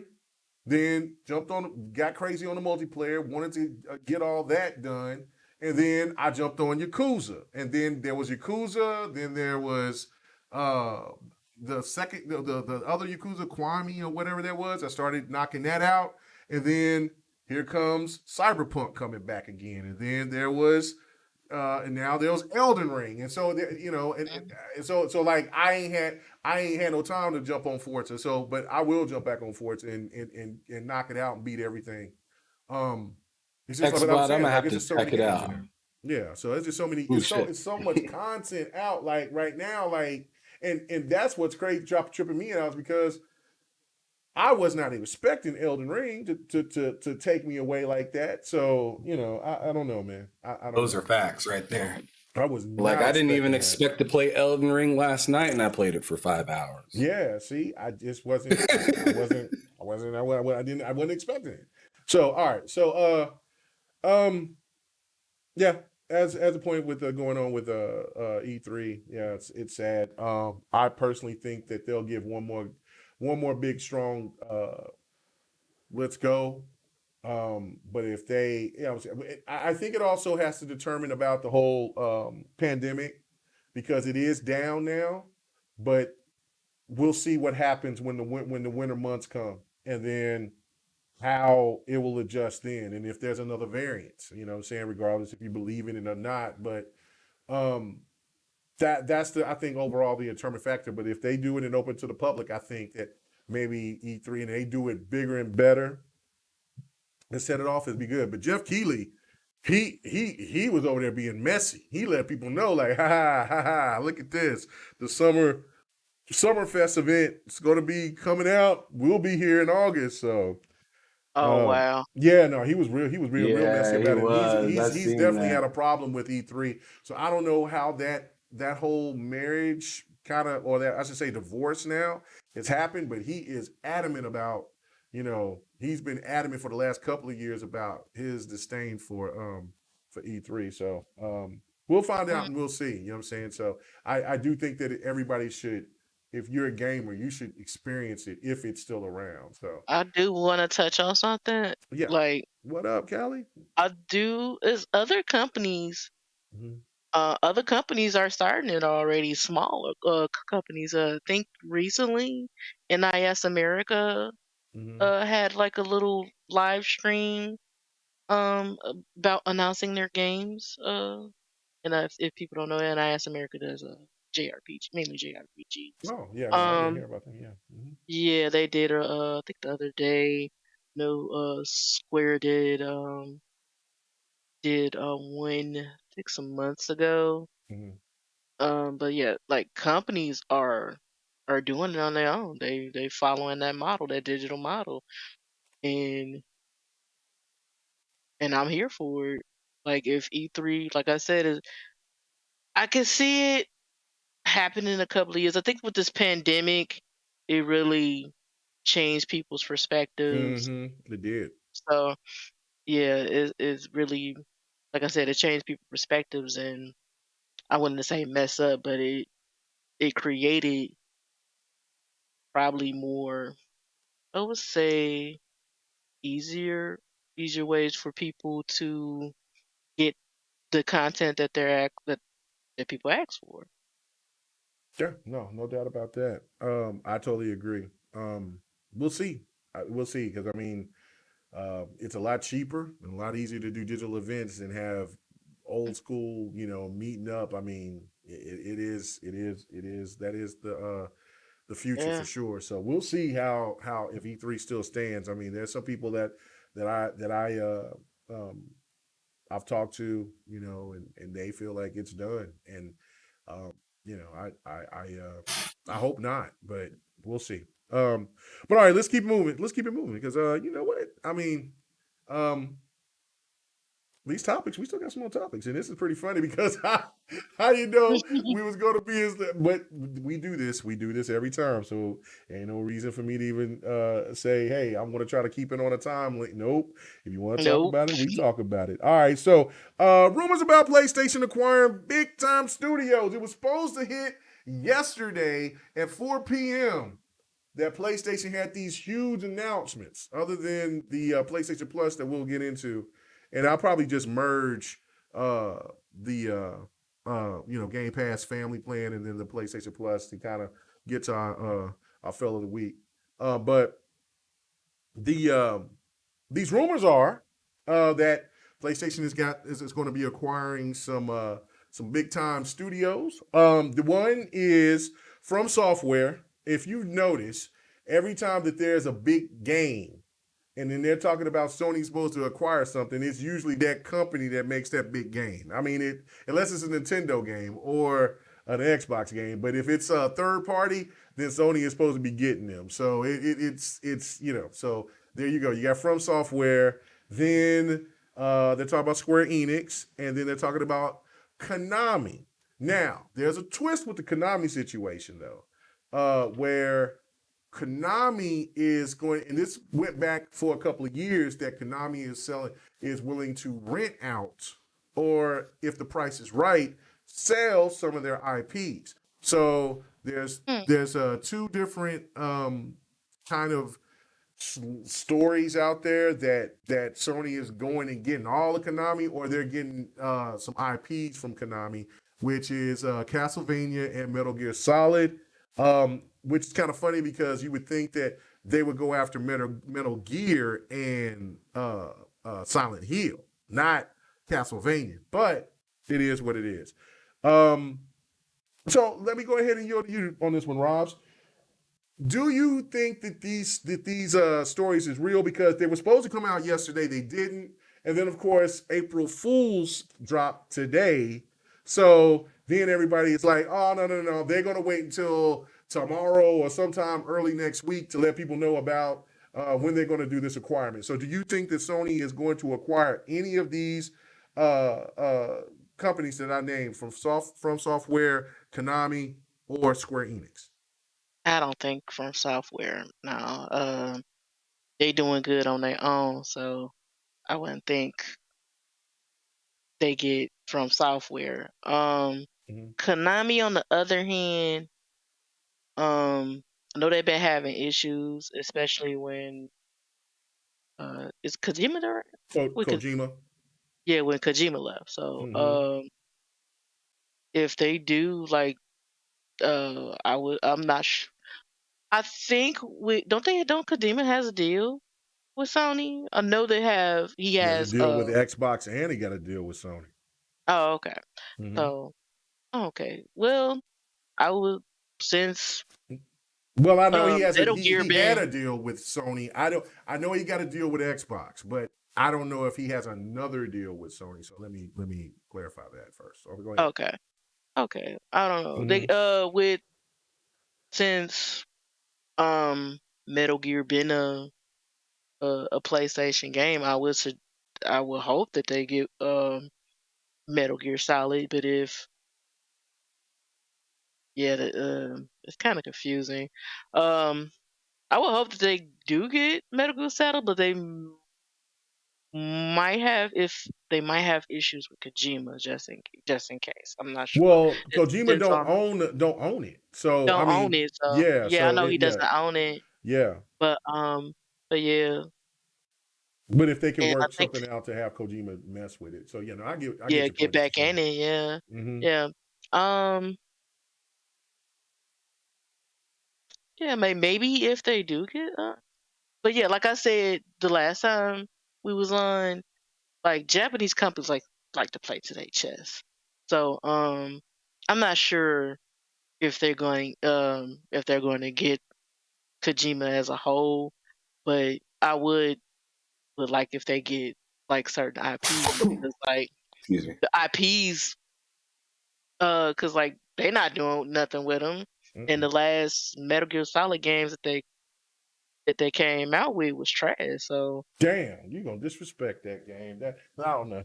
I don't know. People, but let they me know had, what like, y'all thought about I think Metal they Gear had, like, a 5. multiplayer game that people Yeah, said it was trash. That's yeah, what I'm thinking of. yeah. They sold that game for like, I bought that game for $4, and so I started trying to play it, and then I said, I don't know what's going on here, so I stopped. I don't know, because people Yeah, it told was me, like a yeah, zombie game type yeah, it's shit. a zombie Yeah. building type stuff. Yeah, so it was Yeah, it's kind of that's yeah. what I'm thinking of. I don't know if they had, like, any other games under that name, but No, that was it, except for 5, and there was a lot of people that didn't like 5 either. They thought 5 was yeah. not that impressive, but I don't know. Yeah, I heard mixed stuff about 5. I Yeah, haven't I played, never beat 5, but so I haven't I don't know. played the original series since 2, so I used to play on my cousin's PlayStation 2.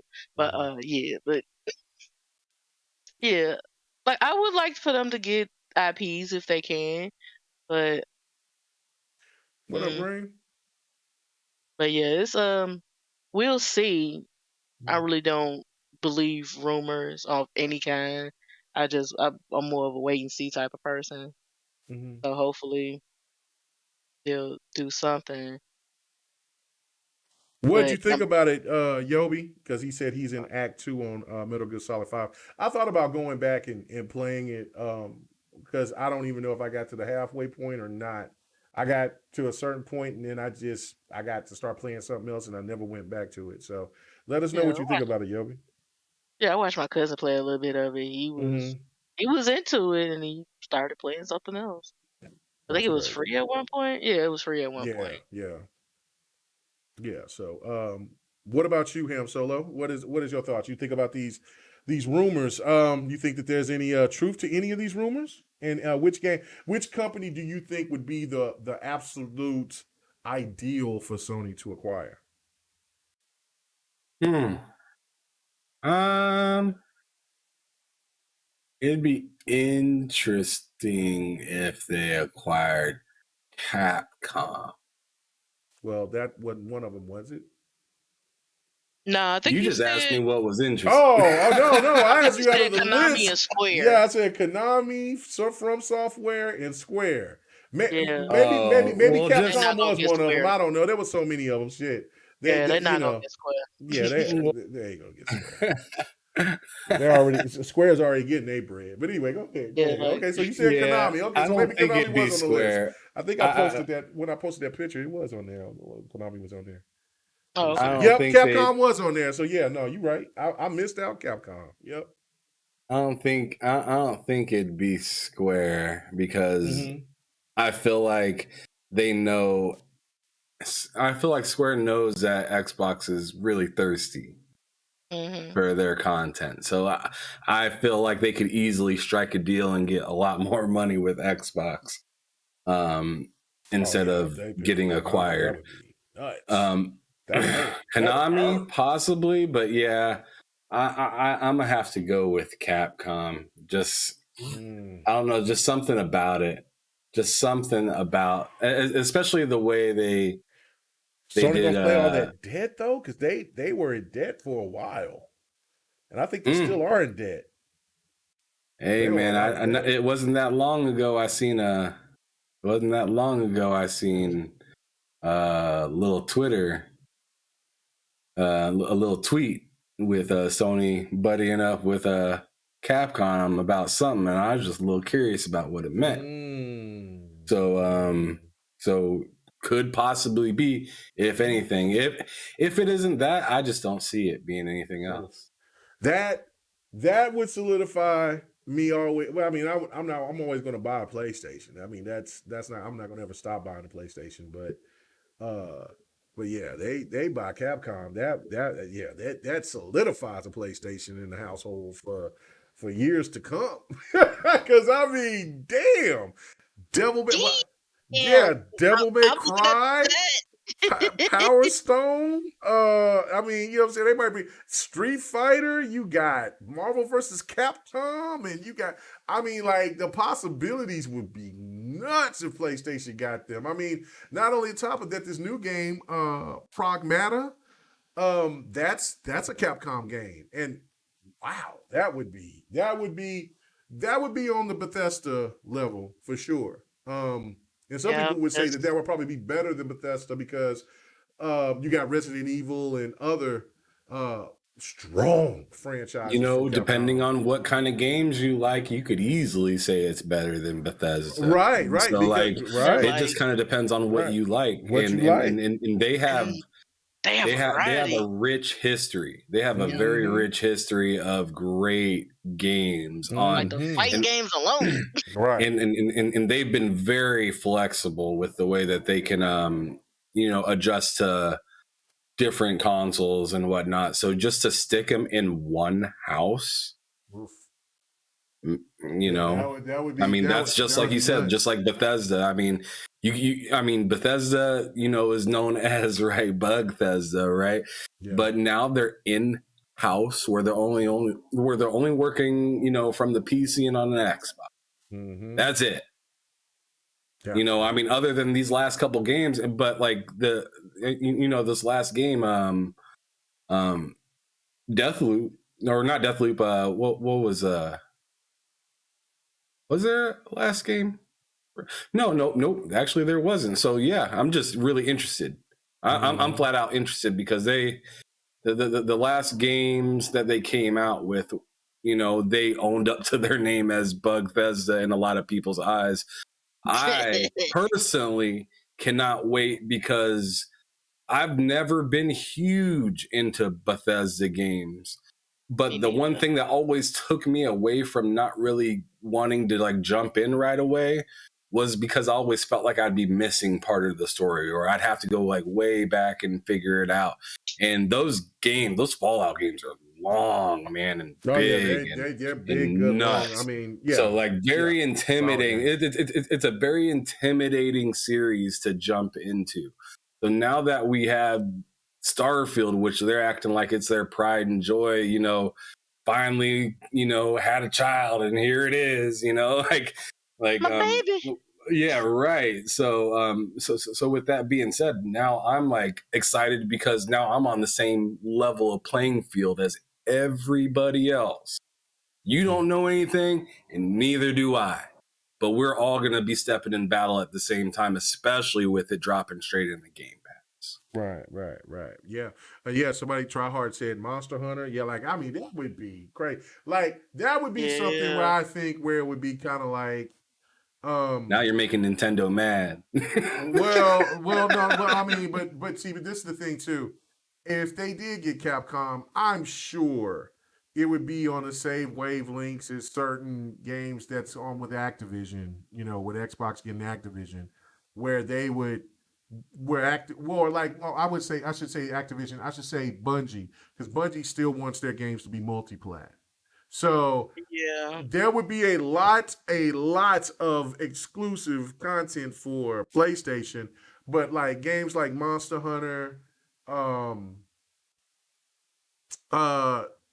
Resident Evil, Devil May Cry, something those three, and then there's like I said, there's a countless array of just great content on Capcom that they would make those games. I would think that they would still make those games multi-plat.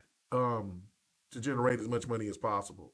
So, but I don't know. Sony's a different animal. Sony will like, I want it all in-house. I don't give a damn, whatever. So Capcom, I don't know. That would be crazy. I personally don't see Square Enix. They're already getting PlayStation's money as it is for timed exclusives. So, Square's like, nah, we good. You know what I'm saying? Because we get money from all around. So, Konami would probably be the biggest fit. They're not going to get From Software because From Software is, I mean, anything can happen. But Tencent owns 7% of From Software. So that means that you would have to deal with with Tencent, pay them, do some kind of maneuvering on that end. And then when you're talking about, and there's From Software, I don't know how much that they would be to get acquired, but I don't know. I don't know. Capcom and Square Enix would be big ticket money, and so therefore, if you paying big ticket money to acquire either one of those studios, you know what I'm saying? That's why I think I lean more to the Konami thing, and then maybe for the IPs, and if you could get a Bloody Roar. Or in a Silent Hill and Metal Gear, be great. I still don't see why Castlevania would be in their wheelhouse. I see Xbox being more into either Metal Gear and Castlevania than PlayStation. Well, Metal Gear for PlayStation for sure, but Metal Gear has been passed around like some late night hype because it was first on Nintendo. You know what I'm saying? So now it went to PlayStation, and then whatever the case may be, I don't know about with Metal Gear, but yeah, no, I just don't see From Software or whatever. But if they're gonna spend that type of money to acquire Capcom or Square Enix, then we go into our next topic, which is talking about PSN and Game Pass, and because they're telling people with the new PSN Plus, well, I should say PlayStation Plus, that they couldn't put their games day and date because that would lose the quality. And they asking gamers for money. Well, if you're over here spending billions of dollars to go acquire something, why are you over here going to... Anyway, that's a whole nother topic for another day. But everything that you guys heard from the PlayStation Plus for what it offers, and I was going to try to separate it, but of course, we're running out of time. So, and for what well, yeah, I'm not. You know, what I'm saying I'm not going to do it. I'm not going to do it. We're going to try to do 2:30. We're going to try to do 2 hours and 30 minutes. And so, your rant was like an hour and a half ago. I heard oh you. hell no, we definitely doing 3 man, hours here now. we go. Oh my god. Oh my god. He can't get Oh my thing. god. Anyway, so Hey, K Mega, what's that on Elden Ring? I don't get him started on that. Invaded. It was over with Elden I'm Ring. gonna need that when I get my soundboard by back another up. tarnish. I got by another tarnish. God dang. Anyway, so okay, the problem the real is snob. yeah, the real snob right there. You're right. Okay, so PC Master Race. okay, so I'm going to put them together because you know what I'm saying, because I still want to. I'm put the place the Game Pass the whole thing plus the family plan up against PlayStation Plus, and then I want to get your thoughts on PlayStation Plus first. On what do you think is the benefit of getting PlayStation Plus, and then give me your comparisons between Game Pass and PlayStation Plus. That's how I want you to do it. So you can take your time. You know what I'm saying? Sir X-Man is here now, so you know he's going to take his time. So it is what it is. Really? I said I was going to give my review. Your jokes is getting stale, man. My jokes are still fine. What the hell you talking about? They are elite. Anyway, so all right, I'm gonna go to you, Ham Solo, first, and I want to get your thoughts on what PlayStation has done with this PlayStation Plus, what you like about it, what you dislike about it, and then give me your comparison to Game Pass, and also from the news of what we heard about the Game Pass family plan. All right, so the first one's what I like about it, right? Verge said, do 3 hours. Man, what's wrong with y'all? Anyway, go ahead. It ain't like that. Yeah. You said the first one was what I like about it, right? Yeah. What you like about the PlayStation Plus? What are some of the things that caught your attention? So the thing that caught my attention is the demo part. And that's kind of what Wow, you are one of the first about that. But go ahead. I want to hear that. If I'm not saying like traditional demos, but like I'm saying like, if I am interested in playing something like a Gran Turismo, and I could have like 5 hours or 10 hours, kind of like they did for like Battlefield. And that's promised for like most, if not like all the games. If that's promised, that's pretty. Some of the games will be beaten in 5 or 10 hours. You think they're gonna give you that? I mean, obviously you structure you structure it with what kind of game it is. So if it's a multiplayer think they're gonna game, give you 5 hours on God of War Ragnarok? I think they give you an hour. Okay. Or 2 hours. Okay. Nah, they ain't gonna give you no 2. They'll give you about an hour. Yeah, sure. but what I'm saying is, bro, I could have figured out in an hour that I'm not ready to buy Gran Turismo. I can tell you that. Okay. I could have figured that out in an hour. Maybe 2 hours, because that game is slow when you get started on it, for sure. Especially with it making you watch that like 10-minute cutscene at like early in the beginning. So that would be a ripoff to only get an hour in that game. Because you taking a lot of time just looking around. No, I but I always like Gran Turismo's like intros and stuff, a little soft music and all that. But anyway, but that's also the same thing that I kind of gripe about it, is because I'm getting day and date of Xbox. So like a demo's nice, and that will solidify if I want to buy it or whatnot.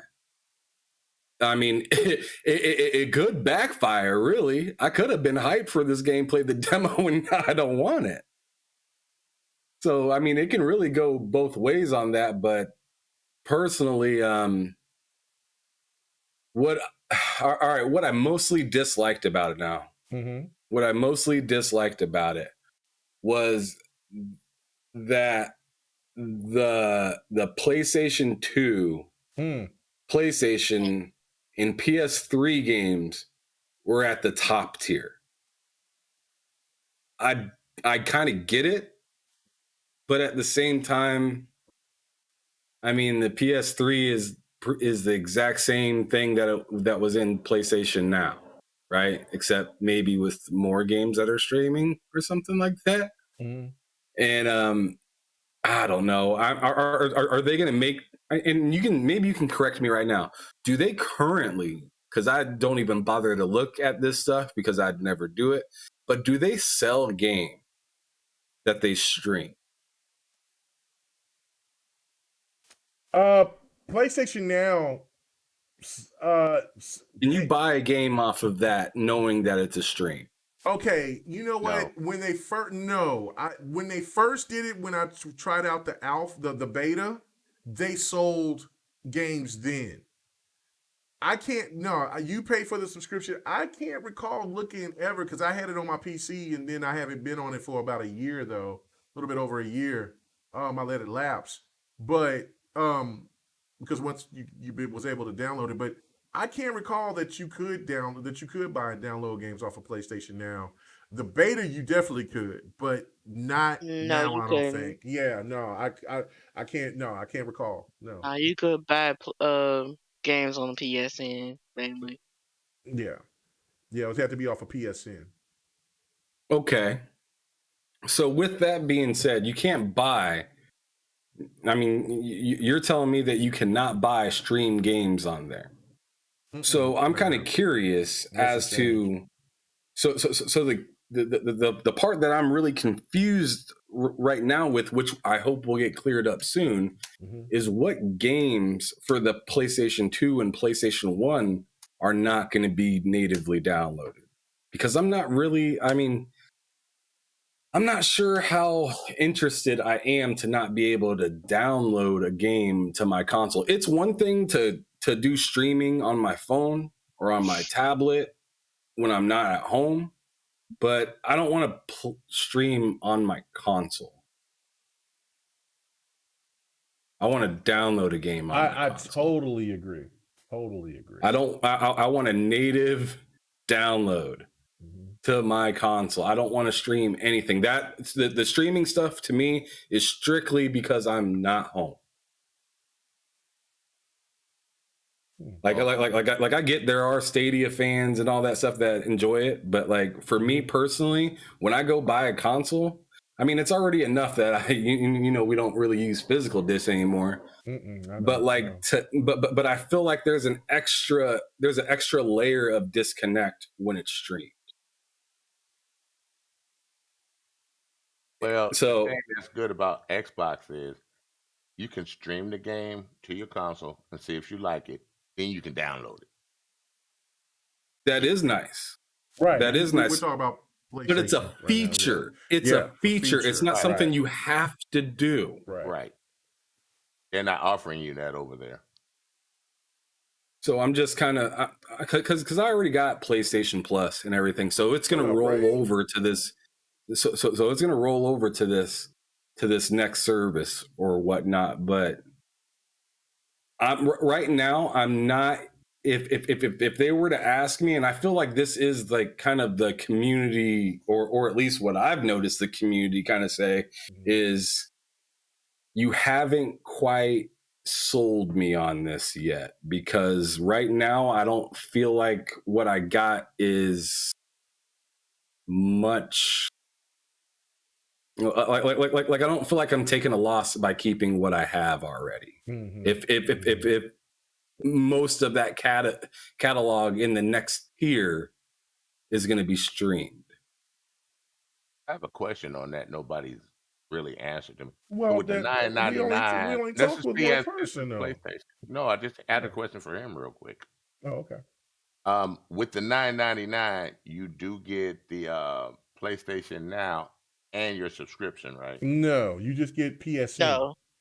Yeah, that's the $9.99 one. The $15 one, you get the PlayStation 4 and PS5 games, and then for the $17.99 one, you get the PS2, PS3, and PlayStation original. So I was right. Content. They actually did double your price for the $120 a year. If it's $9.99, That's $120 per year. They doubled PSN. Oh, I guess maybe, but yeah, it's always been. It's only been $60 Well, a year. no, it's only They- been $60 a year. Right. It's they always doubled been it. well. It's not always been 60, but for the past couple of years, it's been 60. It's been That 60. with They've been doing discounts with too. the added extra games, with the added extra with at this, I think the third tier, it is doubled. Mm-hmm. That's if you get the Okay. third tier. Check this out, Rob. They still have they still have better deals if you pay the yearly amount. So like it'll be $9.99 if you're paying monthly. Yeah, if you're playing the price will be different if you're paying yearly. So yeah, no, the I mean, like the premium will tier be is $120 if you will pay be it. $120 a year. Yeah. Yeah, if you just pay it up front. Yeah. People need to still get their $60 cards and subscribe every year. Right. Plus, you're gonna be paying double. Yeah. No. That's they ain't gonna get rid of PSN. Yeah, they're making money off of that. Like that, they got what was it 30, 40, 41 million subscribers to PSN? So we got way more than that. Well, I know Xbox Live got way more than that, but I'm just saying. But I'm saying though, I mean, PSN does provide a lot better games than what Xbox Live does. It's Game Pass that would do that. But anyway, no, let Ham Solo finish what he was making his point, because he still got to do the comparison between Game Pass and PlayStation Plus, what he feels is the better service. Well, I'm going to move on to that part then. Okay. All right. To me, the better service is obvious. It's the one that's day and Plus, date. Man, come on, man. Yeah, right. It's the one that has day and date games. It's going to be the Game Pass. And I say this right now strictly because although they announced this, there's still so many pieces to put together to understand what they really meant when they said some of this stuff, because I know. I mean, it's not like Sony's never put out a game day and date. They did it just last year with Destruction All-Star. They put a game out day and date, and it was supposed to be $70. Remember, it was supposed to be $70. Yeah. So it's not that they can't do it, but I'm wondering what is going to be day and date. I wonder what third-party deals they're going to make to be day and date, because they can't just, because although they're not doing first party like AAA crazy day and date games, I believe they will have like something like a game they're trying to reboot and get big, like possibly like a Twisted Metal live service, free on the new PlayStation Plus right there. If you're subscribed to the service, it's free, but maybe you might have to like buy your characters or some kind of hogwash like that. But you're a good old country boy like me. You said hogwash. I ain't heard that word in so many years. Bro, I'm from Nebraska. Welcome to the country right there. Let's go. Okay, that's hogwash. Anyway, I feel you. Ham Solo. We there. You know, these East Coast Chicagoans and stuff like that. Man, don't worry about that.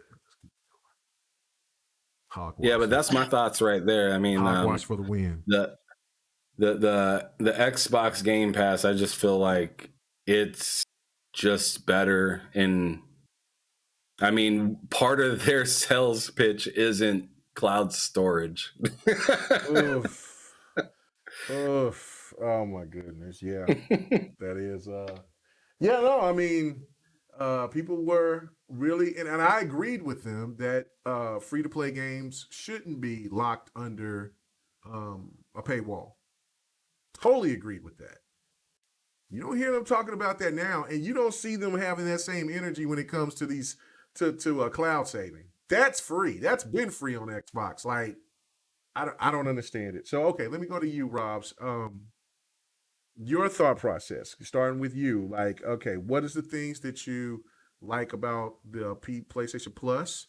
And then you can say what you don't like about PlayStation Plus as well, and then give me the comparisons between PlayStation Plus and what you may have experienced with Game Pass, since now you're kind of new to Xbox, since you're a Nintendo PlayStation fan first. Okay. I do like the games that they add every month. Like, even though it's like about 3 or 4 games, they you at least gonna find at least one game Mm-hmm. to play to enjoy. Um, I think it's been hit or miss over the past couple of months, but well, it's always been hit or miss. Like, one month to be great, and the next month to be dookie booty. So you Damn, never know. she said Dookie Booty. Um, Dookie Booty. um, I always like the off like the a certain amount of games. Um, and I do like the yearly subscription, and that's like an issue that I have with with the Game Pass. Like, there's not like a yearly subscription. You have to either be well for the ultimate. Um, it's like either 1 month or 3 months, and that's it. Um, what I what I don't like, um, what I'm looking for into the new thing, or what I don't like. What is the list again? Well, see, I was looking to try to get that list. Okay, so um, the tiers. Okay, the first, the nine Oh, ninety I know nine. the tiers. I was Yeah, talking yeah. about the question list. Okay. Oh, no. The question is, what is it that you don't like? If there's anything that you don't like about the PlayStation Plus thing, um, Yeah. then let us know, and then Um. do your comparison between Game Pass and and the PlayStation Plus. Which one Um. think it's better? I don't. Well, I think there's a couple of things I don't like. I think with the moving over to the original, I think they said it's going to be 2 games instead of 3 or 4. Mm-hmm. I don't like that because I didn't like when they changed it to, because it was like 6 games, because you was getting Oh yeah, that's right. yeah, you was getting PS4, PS3 and Vita, Vita yeah. games. Mm-hmm. So I didn't like that.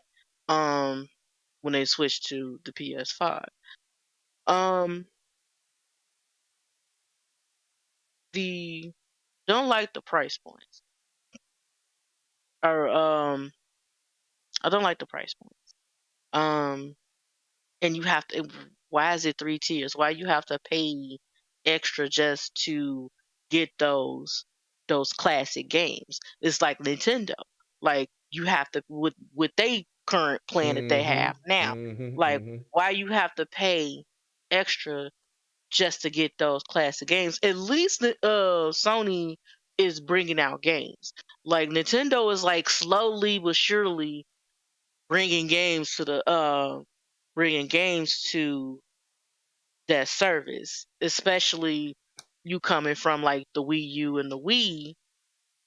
We had a virtual console. We had the virtual consoles. Even 360 had a virtual. I mean, even the 3DS had a virtual console.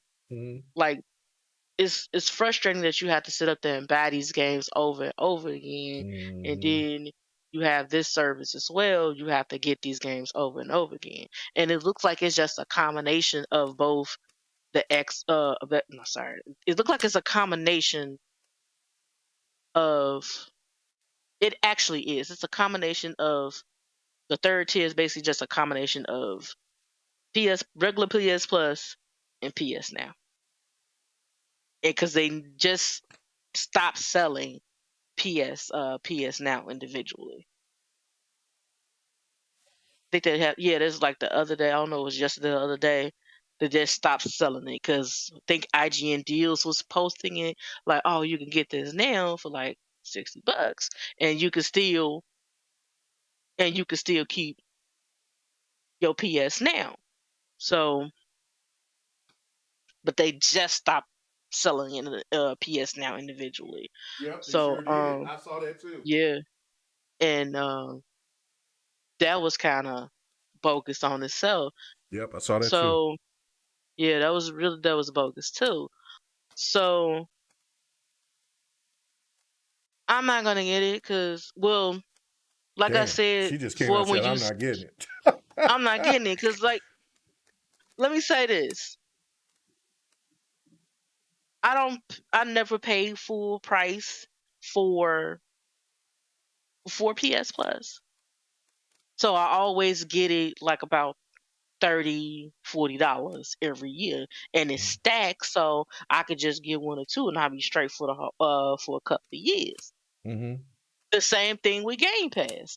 When on like holiday season, they'll have Game Pass for like they'll have 3 months for Ultimate for like $20-$25. I buy that up, and I'll be good for several months to a year. But that price point is it's like I don't like the 3 tiers. You gotta granted, everybody just like if you just want that extra, just have plus, fine. That's more like geared towards me. You have to have.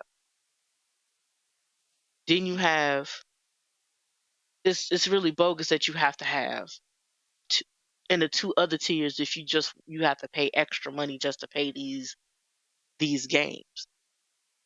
Is bogus to me. Like you got the 400 games of PS5, PS4, but you have to pay additional. Like I'm looking at the year, you got to pay additional $20 to get these other Mm-hmm. legacy games, and that's what, especially people like us that's older, would like to play those games. Because I said before, like if the library was good and it has that golden age of PS1 and PS2 games that you could play at your convenience on your console without getting your old consoles out. Because I still got my PS3 and I still got my Vita. So if you have that convenience, like shoot, I could just play on my 5 or my 4 or my PS4 and play these old games.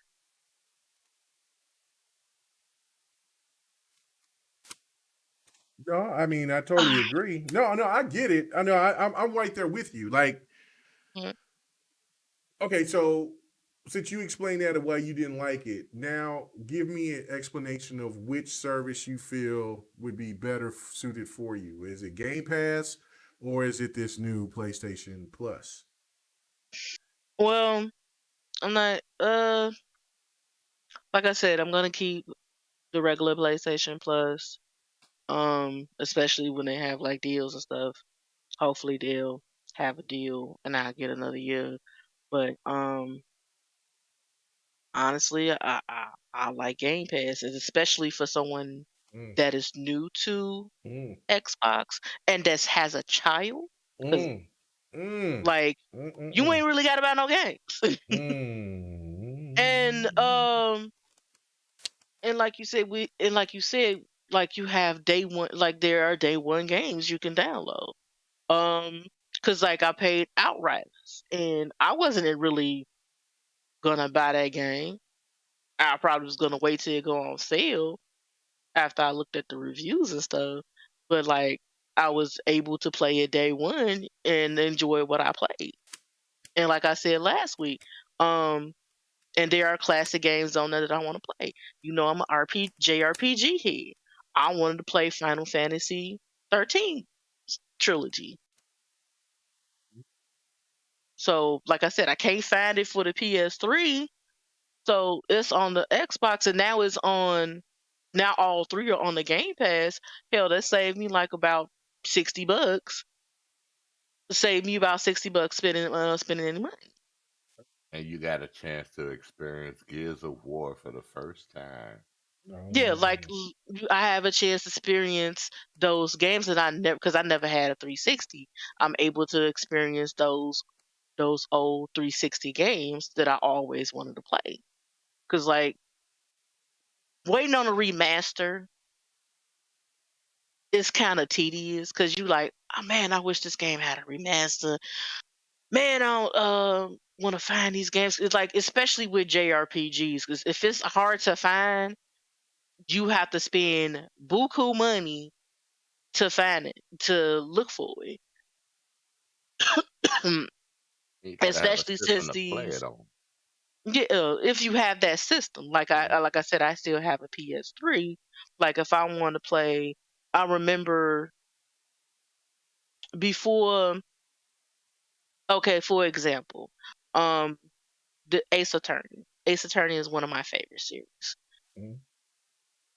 I cannot find this game on the DS when it was on the DS, when it was originally on the DS. I found the first game for like $20. There was no reprint, so the game was like 80 to 100 for each of individual Mm, game. It was like $80 to $100. I can believe that. Now you could get the trilogy for $15 when it's on sale. Hmm. No, I totally get that. I know what you're talking Like, about. yeah, like now you have to either wait for, like, if you want to play your favorite, if you want to play your favorite game, you have to wait for a remaster or spend buku money to get it. Or, and see, with Game Pass, like, you get that upgrade. And like I said, it's just like new. It's like these games are new to me, like the Xbox games. Like I never played Gears, I never played Crackdown, Mm. I never played Halo. And like I said, I'm a Destiny fan. I'm actually completed games with where they started from. You know, and also keep in mind, like Xbox put in a lot of work on their backwards compatibility things That that are available to that play. yeah, like Mhm. that's the whole thing right there. Like, I mean, that's why I was Yeah, asking you guys your comparisons, and especially for you, Robs, because you're new to Xbox. And and what was also, your sorry. thought process? No, no, no. What was your thought process? Because it didn't. If you still said that PSN, the PlayStation Plus was still your go-to, that's okay. But I just wanted to hear what you had to say. And you saying Game Pass, that just kind of solidifies what I think a lot of us has been feeling overall. But go ahead. What was you gonna say? Well, what I was gonna say is the PS3 system was very difficult to emulate. So Mm-hmm. like they can emulate it, but like with that hardware, it's hard to get it on. They have to recreate another system to recreate to use that to use. They have to recreate. I'm sorry. They have to recreate another system to do full backwards compatibility for that Microsoft system. has the advantage of being a software company and people that can create Hmm. those programs. Sony doesn't, and that'd be too much money. They'd have to spend programmers to figure it out. I don't And think they that's want why to spend that money. the PS3 games Yeah, are the what self is like processing. cloud, the streaming, yeah, Yeah. streaming, yeah. But one thing that we also have over here is the EA access. I'm about to explain this for a minute. Go ahead. Sony can't do backwards compatibility with their EA access. They can only play games that's made in this modern generation. So they can't download the games because of backwards compatibility for Xbox that we can play. I was surprised. I was thinking they might have threw EA access in there like we have EA access. No, you have to pay for EA access separately. Right. So that's Over another there. $30 for the year. Or how much? I think it's like Hmm. $5 for the month. Yeah, and then you still don't get all the games that we have, over here, like like Dragon Inquisition that K Mega was saying. I You think can play Dragon the Age older version. Inquisition is a part of that because I have it on the PS4. It could be. Yeah. You think I they don't. came out with a remaster? No, they didn't come up with a remaster. No, no, there's no remaster.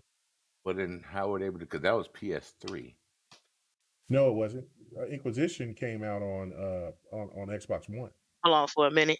and No, I'm PlayStation thinking 4. about the one that you played. from EA. Inquisition. Yeah, I played them all, but Inquisition, the one that I played like a year and a half ago or last year, that was Inquisition. That came out. I mean, that was on the Xbox One. Why Yeah, does it say Inquisition was on 360 game? Xbox 4 too. I mean, on the PS4 too, because I played it on the PS4. You Yeah, must be talking about the other games, you because talking about Origins three Origins and two Dragon and Age yeah, Dragon Age. Yeah, the Inquisition is the fourth. and It's kind of like Okay. it's not the well, it's like three. traditionally It's fourth title. actually Yeah, Dragon. Yeah, I was yeah, talking it's about Yeah. actually the three. Yeah. 360 version. The Okay. one Okay, that you you must got be talking into, about Game Maker. Origins or Dragon Age too. Yeah. No, not Origin. It was It was not y'all talked Inquisition. about it. It wasn't Inquisition. It was another one. But It was Origins probably. besides that, Mhm. they can't play like Dead Space. They can't play the older Mass Effects. You know what I'm saying? Because we can download them thanks to EA Origin. They can only play newer games, PS4 and up. For their service over there. So that's why that's not in there. And that's why they have to stream so much. They'll probably let you stream Mass Effects, but the thing is, will EA let you? Because EA is set over here with that streaming setup. Well, they have Legacy, so you should be able to stream Legacy. What's You probably Legacy? would not be. Mass Effect Legacy it has Oh, all everybody three got that games. one right. But you'd Mhm. have to. But they're making you buy a remastered. We have it in Game Pass. We don't have to pay for it. No, yeah, I'm talking about in EA Access In the because it's EA on Access, EA Access. right? Yeah, it's on EA Access. Oh, okay, then at least they got that. But at the beginning, it's like, I don't know. It's gonna be what it's gonna be. We're gonna find out down the line if it fails or if it thrives. I would like it to thrive. I would like it to grow and they make changes, Yeah, but how like many writing times down. do they listen to people? That's the thing. Well, we don't know. Like it's not came out. It hasn't came out yet, and I heard that it took Xbox years to grow Game Pass. So it takes, like I said, it may take time. Yeah, but We don't know. well, okay, it does. But see, this is the thing where I gotta push back a little bit because the tiers is what's going to hurt it overall. Like, see, if let's say that the $17.99 where they offered their games day and date, that would be 100% worth it, right? Like, let's just say that they decided that they was like, yeah, we're gonna give, you got to pay a little bit extra, but we'll go ahead and we'll release our primary first titles in the first month after those games release. I would jump on that. But they're so thirsty for the $70, they might be 3 to 6 months or even a year before they drop their those new games. Like, let's say Forbidden West, right? Those games might pop up on the PC before they might pop up into the service. More than likely. Yeah, before, and then when you're looking at the competition, they're throwing backwards compatible games. Like, Robs, I'm 100% with you. That's the problem with me. Why not sit there and let younger gamers get acclimated to what PlayStation was great for with their older titles? And why not have those games be enhanced? Like, to me, it's like you're throwing out a service that's half-ass lazy, and then you don't even want gamers to sit there and to really, relish on your history and on and what the games that you have coming out now. You pay me $70, you get this service, and then and all you get is games that's not going to be enhanced, older games that's not going to be enhanced, and then it's going to be selective, and then on top of that, like, you can, let's say, like, there's a lot of people, especially I still got some PlayStation 2, PlayStation 1 games in disc.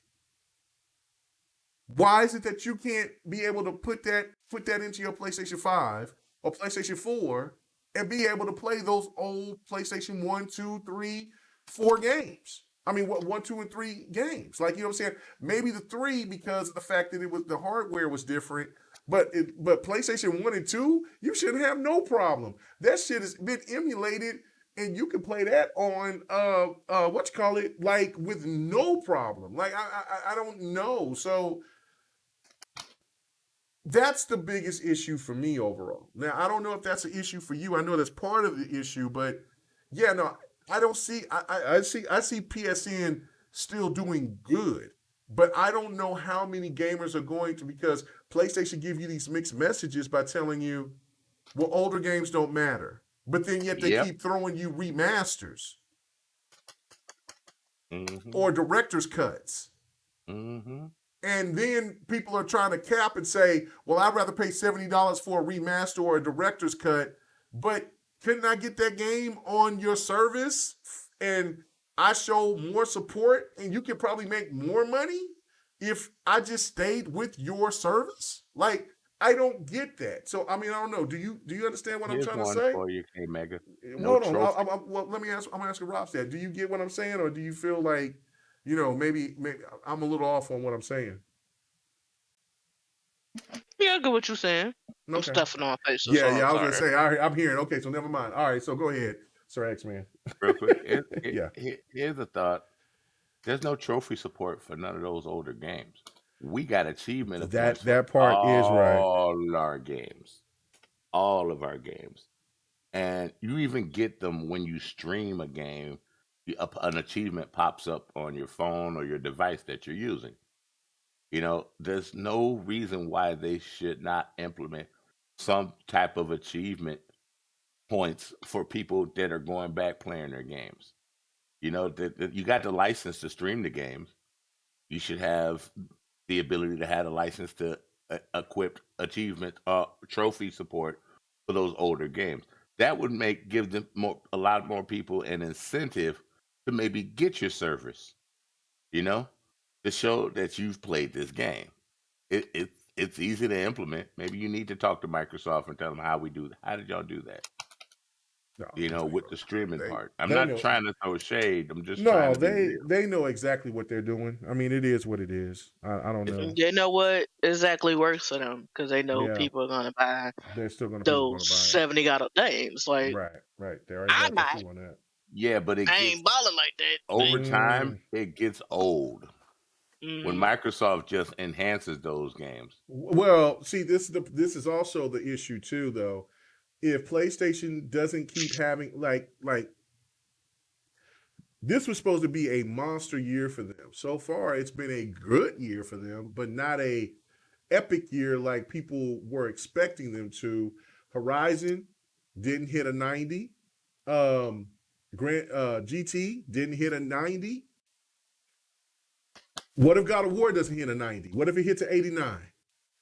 Then they're gonna give God of War 10 before it even comes out, dude. Man, I don't know. I don't know. You know what I'm saying? The media follows the trend. That's what the media will do. They follow the trends, and the trends right now is Nintendo and Xbox is kicking ass right now. So if Xbox still keeps selling like they are, and PlayStation still has this chip issue, because PlayStation would sell insanely if they had that chip, if that chip issue would be resolved. But they don't have it fixed, and it's crazy because Microsoft they just put out this big ass amount of consoles. So that's gonna hit the mark. I mean, well, what is the word? Market share right there, because people have been buying the S. But now if people start buying the X too, it's crazy. It from Amazon now. Yeah, you can get it. All you gotta do is be a Prime member. Yeah. So different company, different strategies. You're right, Curie, but it is pretty crazy. But okay, all right. But if you real quick ahead on that point, and Amazon will give you a payment plan if you're Amazon Prime and you have an Amazon card for you to pay for your Xbox One S. You don't have to buy it up front. You can make monthly payments on it. Everyone has a sort of payment plan now. Yeah, but this is without PlayStation got a payment Xbox plan since without when? the Xbox service. No, I'm saying like if you buy it from other retailers. Oh, I ain't know But I'm about talking about Amazon. You know, they say if you approve because he talking for about the Amazon. card. I was talking about other retailers. They have like they got a payment plan payment too. plans. Yeah. Yeah, but I trust Amazon to get it to me a lot better. Okay. You know, they'll bring it to where I live. I don't know about. I don't really trust him. Well, I heard about your drama. I heard about your drama. All right. Well, let's go ahead and move on.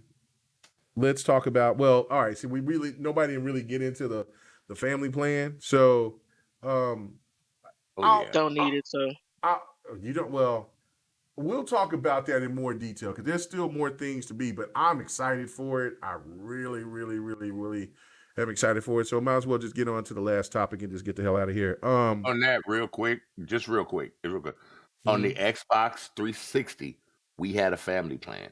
You got and there's normally $60 a year. This is different. No, but I know it's different. I know you were saying that on next podcast, but yeah, this is different. And he didn't understand what I said. Yeah, I knew what you was talking about. You knew what I was talking about. Yeah, I knew what you was talking about, but this is different. And what would be fantastic is if they erase the game share feature and then had it to where if you sent out 5 different codes. 5 different codes to family or friends, and you can still, and that's the new form of game share. Just think about how that would blow up, because like that would be nuts. Like, because like right now I got 780 games in my library.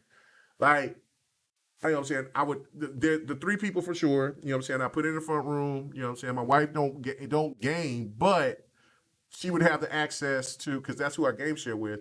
That she would have the access to all my library, right? If they do that, I want them to make that yearly, K-Meg. I don't want them to make that a big. No, I ain't tripping. You do yearly whatever, because I'm gonna get it and I'm gonna keep it. I ain't letting it go. And then what if they make it $80 a month? Would you complain? Like, you can say, if you sit there, 5 extra people, Sir X-Man. Think about that for a second. I don't have 5 extra people, so I get your point. But no. But hold on. Just listen to what I'm saying. 5 extra people. Let's just say this. Like, let's say, okay, for me, right? Okay, so like I said, I put it on in the front room on little man on S, right? Then I let my son get it. Then, like, I hit somebody like Yobi. You know what I'm saying? I say, Yobi, you know what I'm saying? You want to be a part of my plan. And then, I'll probably just do 4. I probably wouldn't even do 5. And then at the end of and then when it's time to whatever, like, I'm saying, okay, let's make a negotiation. Like, Yobi, let's go ahead and just, you know what I'm saying? You give me half, you break me off half, because I don't know how many, I don't think Yobi has as many games as I have, but let's just say, like, you break me off half, I got half, we good. And then me once a month, I got you. No, not once a month, once a year. Like, you know what I'm saying? So we ain't got a trip about it. You know what I'm saying? Because, and then on top of that, like, let's say that Yobi is over here playing games off of my library, and then he's accumulated so many damn rewards points from Xbox. All he got to do is just throw that shit, throw them points on the on the whatchamacallit. We ain't got to give me no bread. You see what I'm saying? So, like, if they do it like that, that is an ultimate game changer. You know what I'm saying? So then, you know what I'm saying? But, that's what Xbox was trying to do back.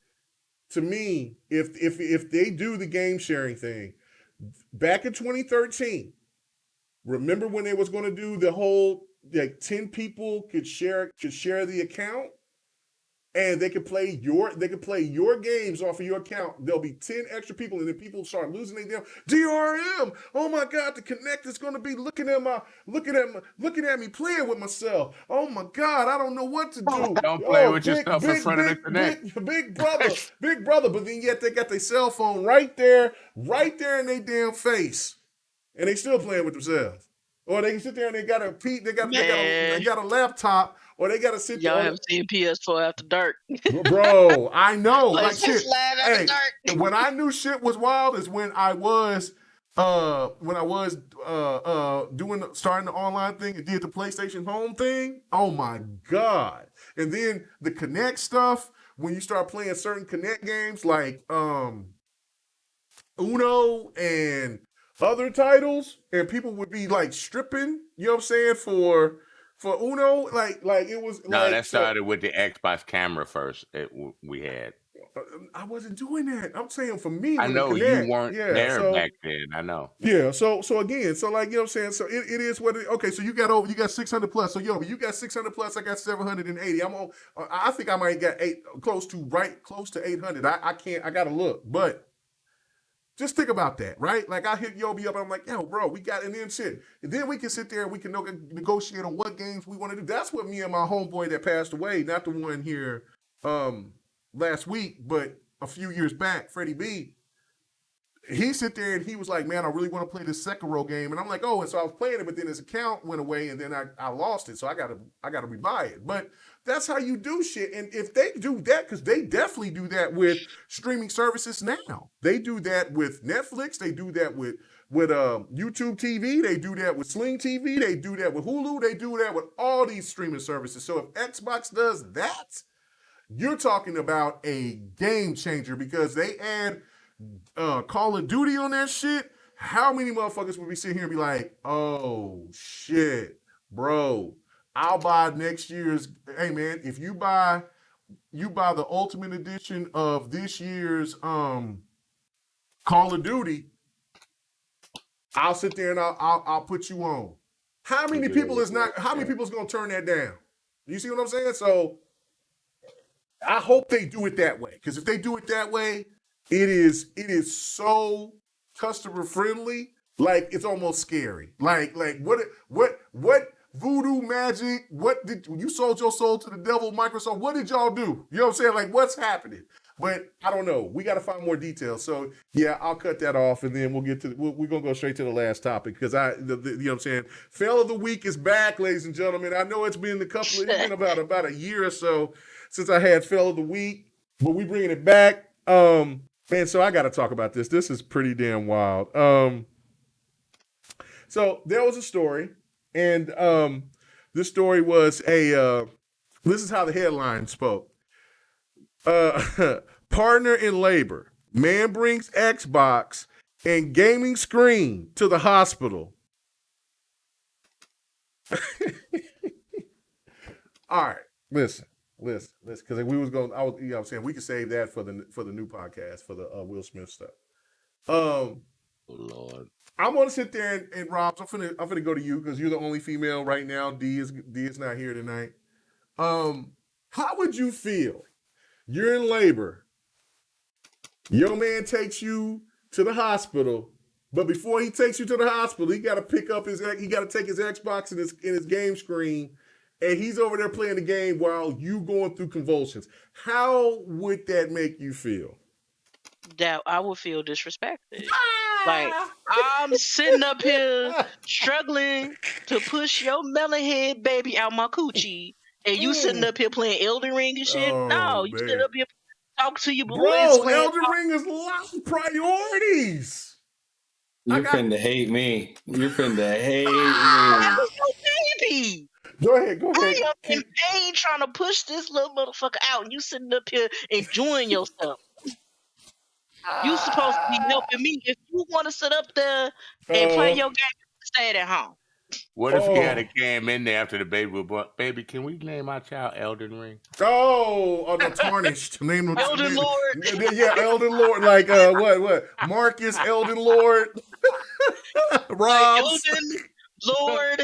And you would have got up and said, "I'm gonna kill you right now." Oh You better my get God. security. Hey, okay, so not Elden Lord, but can I at least call him Tarnished? Can we call him Tan? You know what I'm saying? For Tarnish. Oh man. So Rob, okay. Like, and women in the chat, Curie, let us know too, because I don't know if you have children or not, but let us know too. Would you be pissed off if a man sit there and you in labor, you over about to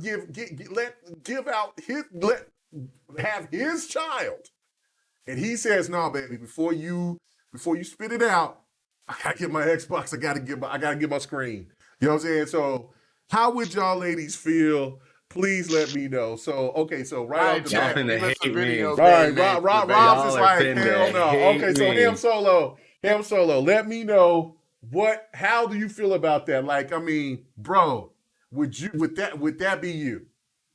Bruh, I had to look closely at that picture because I had to make sure what game he was playing was not Ark Survival Evolved, because I was in the hospital with my woman. She was Man, having the baby, and I had my Xbox One playing Ark Survival Evolved, and she was happy about it because we shared a base together.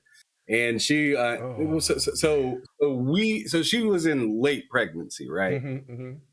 And we already knew we were going to be there for some days. So the doctor had told us, pack whatever you think you're going to be wanting for the next few days, because this could be done tomorrow. It could be done in a week. And because of all the complications and stuff kind of going on with her. And so yeah, she was like, bring everything you want, bring your Xbox if you want as well. And I was like, hell yeah, I'll bring it then. So I brought it and I kicked it with her. But when she went to sleep, I played Xbox when she went to sleep, because she was going to sleep, waking up in pains, thinking that she was about to have the kid. And then it wound up, it just didn't happen. And we ended up having to do a C-section. Oh man. So when I seen old bro playing in the hospital room, I just kept scrolling because I didn't see anything a big deal about it. But I guess a lot of people have feelings about it. And your wife was in agreement. I'm not sure if he was in agreement with his baby mama. No. You read the story? No, she was like, "What?" Like, yeah, I didn't read the story, so I don't know, because the we were in articles out agreement. there, We were in anybody that knows Ark Survival Evolved, you'll lose every bit of work that you put into that game in 8 days. And like the server will literally put up everything up for keeps, or like up for grabs, excuse me, in 8 days. And me and her shared a base together on a what is it called, on a dedicated server. Okay. Or was it? As a dedicated server. So she had invested just as much time as I invested into that game, and she was like, "Yo, like, A, you'll need something to do while I'm busy, and B, I want you to make sure I didn't lose all my damn work that I just did, because we're gonna be up in this hospital for a hot minute." So, I mean, I didn't have to bring a TV. All I had to do is just bring my Xbox. They had the TV already. Wow. Damn, dude bought a TV too. I would think they would have a TV. Yeah. No, I don't think you can hook up anything to their TV, but he brought the screen too. Okay. Yeah. No, they brought me the hospital brought me a TV that I could plug my Xbox into. Damn. Wow. Like they were cool with it, because like I said, the doctor already knew we were going to be there for a minute. But so that was my excuse, and my family ain't got no problem with that at all. Like, it was a cool situation. I didn't read the article though, so maybe that was a hostile. See, if situation. It was like you and your wife had an agreement, and like y'all both gamers and y'all both play the same game, so y'all talked it could be some. And with y'all situation, you knew you was going to stay there for days, maybe days on end. He just said, like, you know what, I'm finna take TV and the Xbox and we finna play whatever, while his baby mama is sitting up there struggling. Like she stood up there to me, struggling. that's disrespectful. Yeah. That is a little disrespectful. That is disrespectful. All like, if they had that agreement, like, yeah, baby, you can bring your Xbox and shit, then that's fine. But like, he just brought his shit and started playing. Damn. Yeah, that's cold. Like, but yeah, we were there for 5 days. Yeah, and Try Hard fan, I am I'm looking forward to Doki Doki. I don't give a damn. That I feel uncomfortable saying that a little bit, but that game looks so fun to me. Anyway, so Sir X-Man, because we got to get out of here, because I just got a call from somebody talking about my homeboy and his in his in services and stuff like that. So I need to get back. I need to get to that. So it's funny that you brought that up, though. That's funny. that's wild. Like, you know what I'm saying? I'm going to be bringing back fails of the week because I think, you know, those were something that was really fun to do at the end of the show. So Sir X-Man, would you, in the situation, you know what I'm saying, you a gamer, been a gamer for life, you know what I'm saying, would you, or have you? I mean, because you got multiple kids, like, you know what I'm saying, sit there and, you know, brought some kind of, you know, maybe a Game Boy or something over there, spreading that seed and said, look, man, you know, I got needs too, wife or girl. I got to sit there and I got to play this game. What do you think about this story? Generations of consoles that's been to the hospital. Right. Sir X-Man, you there? Oh, he must have stepped away. Okay. All right. No, I didn't. I said, nope, I would never do that. Most of my 2 kids, I went and saw them in the hospital. I thought you had 6 kids. Right after work. I ain't got no 6 goddamn. Man, you got 6 kids, man. He got 6 kids, man. Don't sit there. Johnny Appleseed here. I know. He over here got a team. Anyway. He got a family. Yeah. So you wouldn't do that. Okay, I got you. No, I Yeah, just sister my 2 kids, I came right after work and then I went up to the hospital. Oh, dang. So yeah, you weren't kicking it at no hospital. Mm-hmm. No, I got right off of work. Yeah. All right. For me, I got to make my money still. Oh, no doubt. But see, that's what he said. I'd rather work than you while you sit there and spit this kid out. So, because all you're gonna do, you right there in the beginning process. You know, I mean, you're just gonna see the doctors. All gonna be in the way. I'll come over right after work and stay with you the whole time. Little ladies, this is where you know that K Mega, you know what I'm saying, aka Kareem, is sensitive. But he didn't let me finish. Oh, well, but if they had had cloud gaming back then with my phone.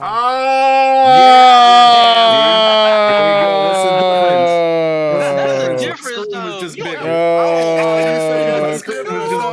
Now you look. What you on your phone? Dude brought his whole fucking console and shit. He brought his whole console and a screen. Motherfuckers play Candy Crush or whatever on their phone. Yeah, one of my homeboys came through with one of those type of things, man, and they're huge. They're in a suitcase.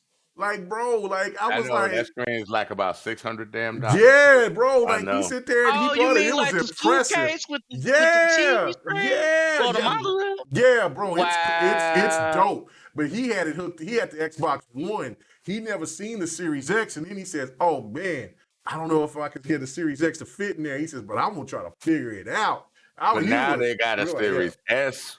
Yeah, I know they got a Series S now. Yeah. I see people taking it on airplanes with them. I see somebody say they beat Elden Ring. With no fucking console like that. Bro, no, man. My one homie, so small, he was serious about it. He carried it everywhere because his job, he traveled. I said that's a big boy. He put that big ass suitcase on my gaming desk. And he was like, yo. And so we was playing 2K, but he was playing it off his game. We playing online in the house. Like, I'm like, bro, you know what I'm saying? Like, you know what he said? Hey, my man Dragon.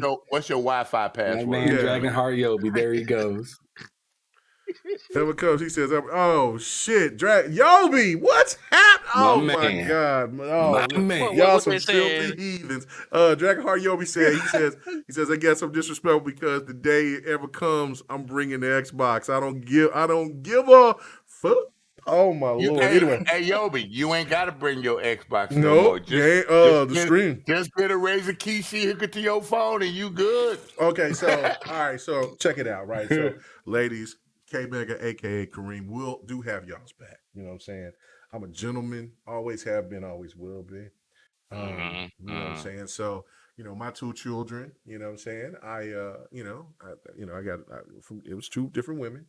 And you know, my first, I was in high school when I had my first son, right? So, you know, she wanted me there, so I was there, right? Like, you know, we was on the base, and you know, it went down, whatever. And so then with my second child, 5 years later, you know what I'm saying, came a little late because I was doing the Sir X-Man. I was working, but she was still pissed off. And then, you know, but I was there, though, while the process was getting started. So I get you. But, you know, I'm there. You know what I'm saying? The gaming can wait. You know what I'm saying? Because you know what? If anything, I can hold my baby in the air, in the moonlight like Kunta Kinte, and then I can sit there and I can show her the grace of the Xbox and let her hold the controller or let him Oh hold the my controller God. and let them know, because that's what I did with my kids. I sit there and I said, look, this greatness is right here. My child, Xbox is right here. Hold this controller. And Megan, your you'll children understand. weren't out when the Xbox was there, too. No, when they got older. When they got older. Okay, I thought you showed it to them when you was in the hospital. No, like when they got older. No, I'm talking about now. Like if I had a child now, I would hold them. I would get the controller and put it in their hands. After I hold them up to the moonlight, and I sit there and say, "Look, greatness." But no, I had to be there for the woman. You know what I'm saying? Put that baby down. I feel the Lion King. I know, right? My mama told me that. She's like, put that damn baby down. Mufasa. Look what you put that damn baby down. What's wrong with you? She's like, you stupid. I'm like, oh, I didn't know. I said, I saw this on Roots. And she's like, you a damn fool. Give me this boy. Anyway, so, give me this baby. I was, high school. But anyway, so the thing of it is that, I was there for both of the births. They're nasty. They're gross. I don't care. But you know what? When they asked you to cut the umbilical cord. I don't like any of it. I was with my cousin and she had a C-section. I was like, no, that's why I ain't had no kids. I let somebody else do the work. Okay, so me. Yobi said correction. He says controller is down. Once he or she is born, we'll spend that time together. Once falls asleep, I'm back on the console until we go home. Damn, boy, I love it. Boy, gamers for life. But no, I mean, that's my thing though too, is that I just can't do that. I mean, I gotta give them that time because they do go through some shit. Like if you ever watch a birth, it is wow. Thank God. Thank you God that I'm a man. Because when you see it, K-Maker, it's like, y'all can't go through that. It's like, how the fuck did y'all getting pain when it's like, how did that happen? How did that do that? No, come on, man. We gotta calm it down. Man. But that's what I'm saying. But it just nasty. Lord have mercy, just gross. But you know what? But listen, and then when the water break on them. Oh man! Yeah. And then it's like this big thing come out of the body that looks like It looks. It's a bag. It had wings. Yeah. It had little wings. The placenta, but it looked like a little what is those things that it murked the crocodile hunter. What is those things? Stingrays. Look like the nasty looking little look like stingray come out and is flapping and shit. Like a little stingray coming out. Little stingray coming out the Oh my God. How did that big thing come out of that body? You got a kid and then you got that behind it. What is going on? I know some people used to eat that. Okay, all right, ladies and gentlemen, we gotta get out of here. No, she's right. She's right. That's you know what I'm saying. But anyway, 3 hours and 4 minutes. We gotta get the hell out of here. We get too. Ham Solo.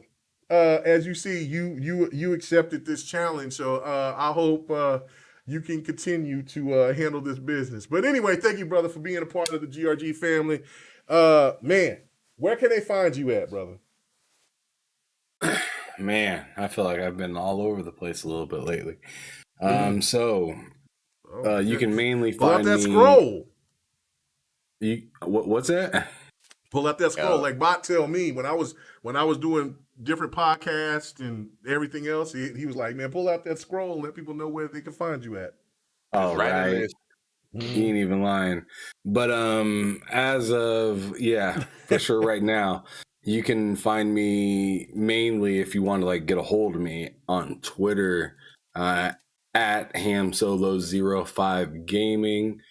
But if you're trying to check out my content or if you want to be on one of the episodes of Behind Them Sticks, you can also check out my YouTube channel, which is TSWS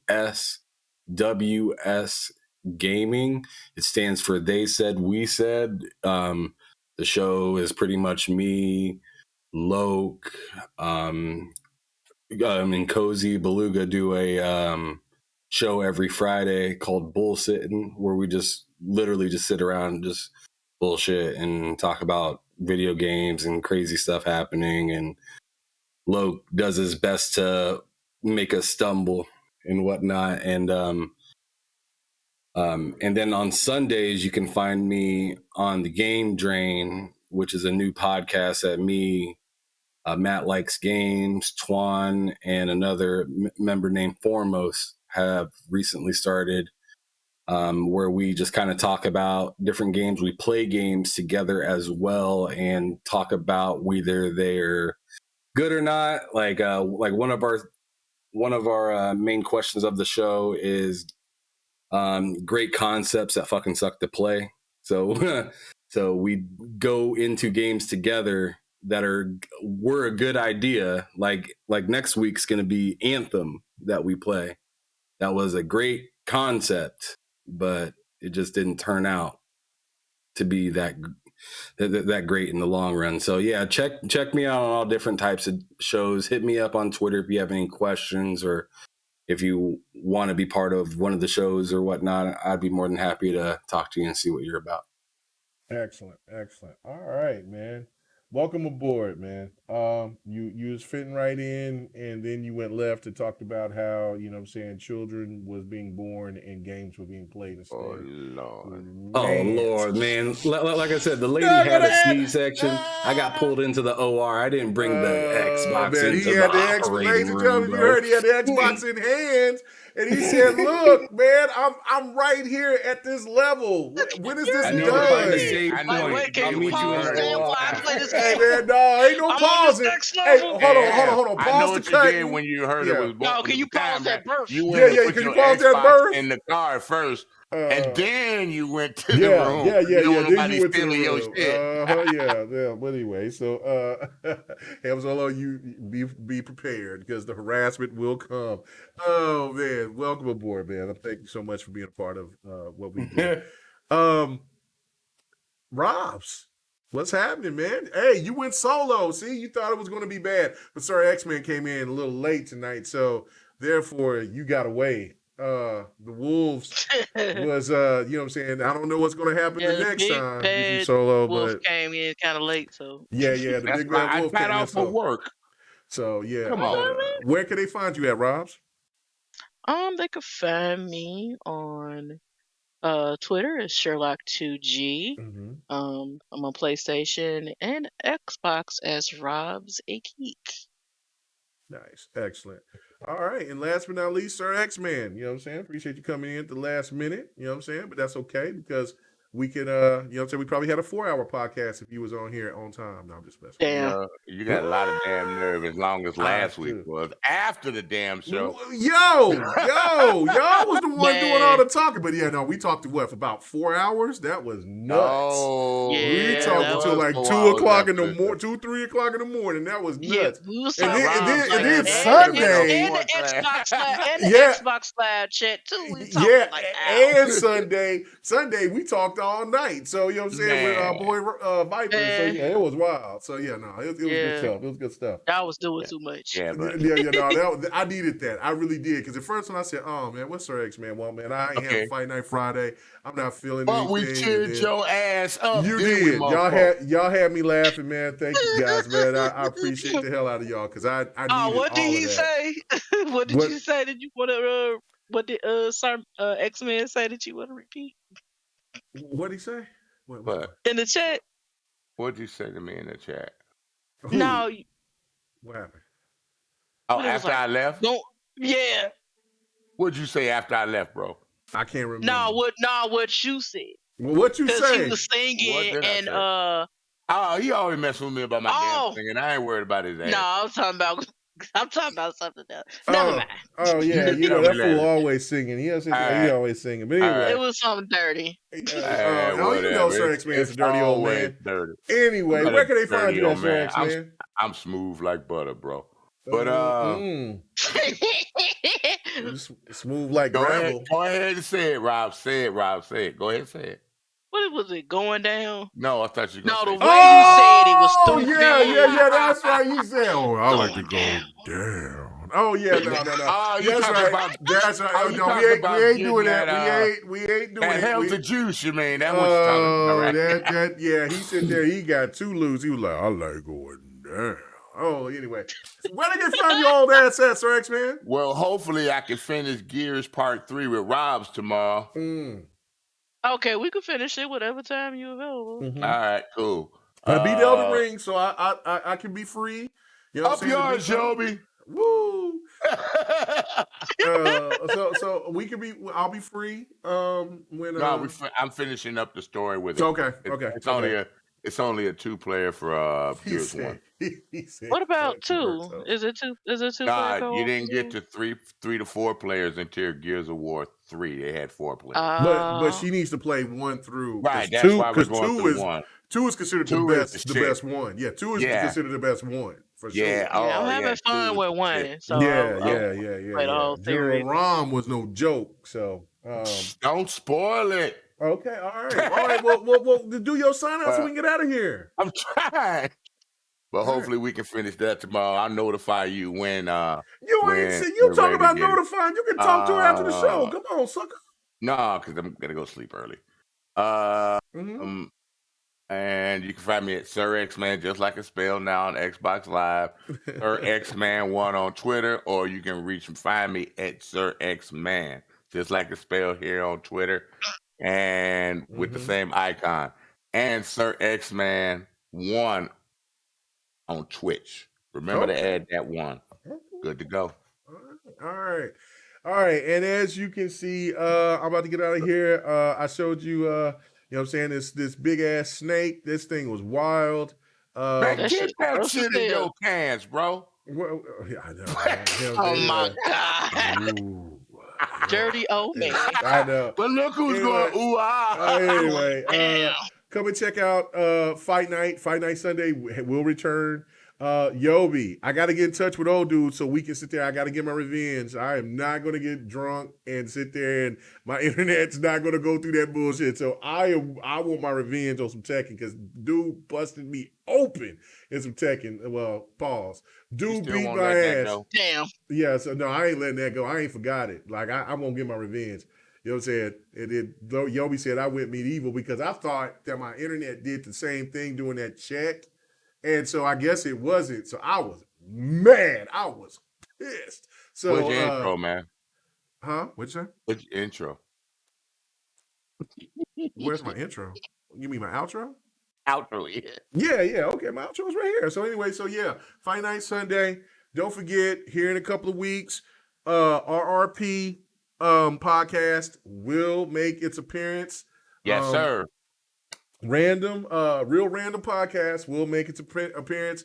Yeah, the name, that's all I could think of. I was trying to, if people think that's cool, great. But regardless, that's all I could think of. I was like, man, because there's so many people that have so many podcasts. And so I was like, whatever. But yeah, we will do it. Yeah, everybody, mama. Hey, did you check it out on YouTube? Make sure no one else had something like that. Yeah, that's why I did what I did. So I just said, so it's RRP. So I can't wait to hit up so many people, because this is going to be a different type of podcast. It's not going to be a gaming podcast.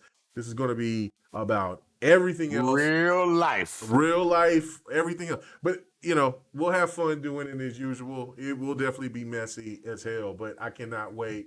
But yeah, I hope you guys will come check that out. It will be on this channel. Ain't nobody afraid. We're just going to do what we do.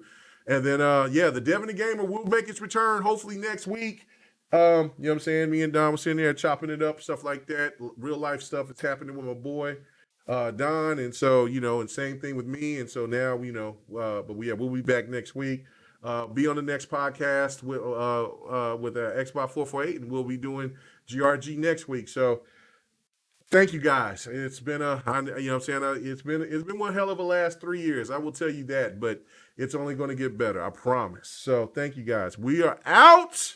Enjoy y'all's weekend. And for the people that check us out during the week, thank you. Bless y'all. We will get back to doing the Spotify and all of that here real shortly. Hopefully I can try to do that at the end of April. Because I have quite a few people asking me, because they like to listen to the show